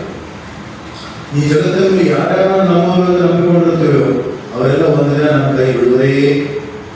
ಈ ಜಗತ್ತಲ್ಲಿ ಯಾರ್ಯಾರು ಇವರೆಲ್ಲ ನಮ್ಮವರು ಅಂತ ನಂಬ್ಕೊಂಡಿರ್ತೀವೋ ಒಂದು ಅವರನ್ನು ನಾವು ಕೈ ಬಿಟ್ಟಿರ್ತೀವಿ, ಇಲ್ಲಾಂದ್ರೆ ಅವರೇ ನಮ್ಮ ಕೈ ಬಿಡ್ತಾರೆ. ಆದರೆ ಗುರು ಕೃಪೆ ಮಾತ್ರ ಜನ್ಮಕ್ಕೂ ನಮಗೆ ತರುವಂಥದ್ದಲ್ಲ. ಈ ಜನ್ಮ ಮಾತ್ರ ಅಲ್ಲ, ಜನ್ಮಕ್ಕೂ ಗುರು ಕೃಪೆ ಇರುತ್ತೆ. ಮಾನುಷ ರೂಪದ ಗುರುವನ್ನು ಕಂಡು ಇವನಿಂದ ಏನಾಗಿತ್ತು, ಸಾಮಾನ್ಯ ನಂತರ ನೀವು ಊಟ ಮಾಡಿದ್ದಾರೆ, ಇವರಿಂದ ಏನಾಗಿತ್ತು ನಮ್ಮ ಭಾವನೆ ಸಾಮಾನ್ಯ ಇದ್ದೇ ಇರುತ್ತೆ. ತೀರ ಸರ್ ತಮ್ಮಂತೆ ಊಟ ಮಾಡಿಕೊಂಡು ತಮ್ಮಂತೆ ಶರೀರದ ಕಷ್ಟ ನಷ್ಟ ಎಲ್ಲ ಅಂದ್ಕೊಂಡು ತಮ್ಮಂತೆ ವಯಸ್ಸಾಗಿ ವೃದ್ಧಾಪ್ಯ ಪಡ್ಕೊಂಡು ಮರಣವನ್ನು ಮಾಡ್ಕೊಳ್ಳುವಂತ ಆ ವ್ಯಕ್ತಿಯಿಂದ ಏನು ಬಂತು ಅಂತ ಸಾಮಾನ್ಯರಾದರೆ ಅದು ಆಶ್ಚರ್ಯಪಡಬೇಕಾಗಿಲ್ಲ. ಆದರೆ ನಿಜವಾದ ಶಿಷ್ಯರಿಗೆ ಅವರು ನೋಡು ಗುರು ನೋಡೋ ದೃಷ್ಟಿ ಬೇರೆ. ಗುರುವೇ ಆ ಶಿಷ್ಯರಿಗೆ ಗುರು. ಬ್ರಹ್ಮ ಅವನೇ, ವಿಷ್ಣು ಅವನೇ, ಮಹೇಶ್ವರ ಅವನೇ, ಅಷ್ಟೇ ಅಲ್ಲ ಅವನೇ ಸಾಕ್ಷಾತ್ ಪರಬ್ರಹ್ಮ. ಗುರು ತನ್ನಡಿಗೆ ಬಂದ ಪುಣ್ಯಾತ್ಮರನ್ನು ಸಂತೋಷ ಸ್ವೀಕರಿಸ್ತಾನೆ. ಗುರು ನಿಜವಾದ ಗುರು ತನ್ನತ್ತ ಬಂದರೂ ಒಳ್ಳೆಯವರನ್ನ ಪುಣ್ಯಾತ್ಮರನ್ನ ಪ್ರತಿದಿನ ಧ್ಯಾನ ಜಪ ದಾನ ಧರ್ಮ ಮಾಡ್ತಿರುವ ಮಹಾಪುರುಷರು, ಗೃಹಸ್ಥರು, ಮಹಾದೇವತೆಗಳು ಅಂಥವ್ರನ್ನೂ ಕೂಡ ಬಹಳ ಪ್ರೀತಿಯಿಂದ ಬನ್ನಿ ಅಂತ ಕರೀತಾನೆ. ಅವ್ರನ್ನೂ ಕಂಡಾಗ ಸಂತೋಷವಾಗುತ್ತೆ. ಆದರೆ ಬಳಿಕ ಬಂದ ಪಾಪಾತ್ಮರನ್ನು ಕಡೆಗಣಿಸುವುದಿಲ್ಲ, ಕರುಣೆಯಿಂದಲೇ ಸ್ವಾಗತಿಸ್ತಾನೆ. ಪಾಪ ಮಾಡಿದ್ರು ಕೂಡ ಅವರನ್ನು ಕೂಡ ಕರುಣೆಯಿಂದ ಬನ್ನಿ ನೀವು ನಿಮ್ಮ ಪಾಪಗಳನ್ನು ತೊಳ್ಕೊಳ್ಳಿ ಅಂತ ಹೇಳ್ತಾರೆ. ಪವಿತ್ರ ಹೃದಯದ ಶಿಷ್ಯರಿಗೆ ಸಾಧನೆ ಉನ್ನತ ಮಟ್ಟವನ್ನು ಬೋಧಿಸ್ತಾನೆ ಗುರು. ಆದರೆ ಅಶುದ್ಧ ಹೃದಯದ ಶಿಷ್ಯರಿಗೆ ಶುದ್ಧೀಕರಣದ ಮೊದಲ ಪಾಠ ಅಂದರೆ ಪ್ರಾರಂಭ. ಎಷ್ಟು ಚೆನ್ನಾಗಿ ಧ್ಯಾನ ಮಾಡ್ತಿರ್ತಾರೆ, ಜಪ ಮಾಡ್ತಿರ್ತಾರೆ, ಅವರೆಲ್ಲ ಸ್ವಲ್ಪ ಸೇವೆ ಮಾಡ್ತಿರ್ತಾರೆ. ಸಹಜವಾಗಿ ಅವರನ್ನು ಗುರುತಿಸಿ ಅವರ ಕಾರ್ಯಗಳನ್ನು ಹೇಳೋದು, ಅವ್ರಿಗೆ ಪಾಠ ಮಧ್ಯ ಆಗಿರುತ್ತೆ, ಅಭ್ಯಾಸಗಳಾಗಿರುತ್ತೆ, ಅವರಿಗೆ ಸಹಜವಾಗಿ ಹೇಳೋದು. ಅಂದರೆ ಮೊದಲು ಈ ತಾನೇ ಬಂದಿರೋರಿಗೆ ಪ್ರಾಥಮಿಕ ಪದವಿಯನ್ನು ತಿಳಿಸ್ಕೊಂಡು ಬಂದಿರೋರು ಆ ಉನ್ನತ ಮಟ್ಟದ ಭಕ್ತರ ಜೊತೆ ನಾವು ಕೀಳು ಅಂತ ಯೋಚನೆ ಮಾಡಬೇಕಾಗಿಲ್ಲ. ಆದರೆ ಅವರು ಸಾಧನೆ ಮಾಡಿದಂತ ಅವ್ರನ್ನ ಗುರುತಿಸಿ ಗುರು ಹೇಳಿದಾಗ ಅವರು ಕೂಡ ಪ್ರಥಮ ಪಾಠವನ್ನೇ ಕಲ್ತ್ಕೊಂಡು ಆರಂಭ ಮಾಡಬೇಕಾಗುತ್ತೆ. ಶಿಷ್ಯರಲ್ಲಿ ಆಗಮಿಸುವರಲ್ಲಿ ಒಬ್ಬೊಬ್ಬರ ಸಂಸ್ಕಾರ ಒಂದೊಂದು ಬಗೆ, ಒಬ್ಬೊಬ್ಬರ ಸಾಮರ್ಥ್ಯ ಒಂದೊಂದು ಬಗೆ, ಅವರವರ ಸಂಸ್ಕಾರ ಸಾಮರ್ಥ್ಯಗಳಿಗೆ ಅನುಗುಣವಾಗಿಯೇ ನಿರ್ದೇಶನ ನೀಡುತ್ತಾನೆ ನಿಮ್ಮಳ ಗುರು. ಈ ರಾಮಕೃಷ್ಣ ಪರಮಹಂಸರ ಇಬ್ಬರು ಶಿಷ್ಯರು, ಒಬ್ಬರು ನಿರಂಜನಾನಂದರು, ಒಬ್ಬರು ಸ್ವಾಮಿ ಯೋಗಾನಂದರು.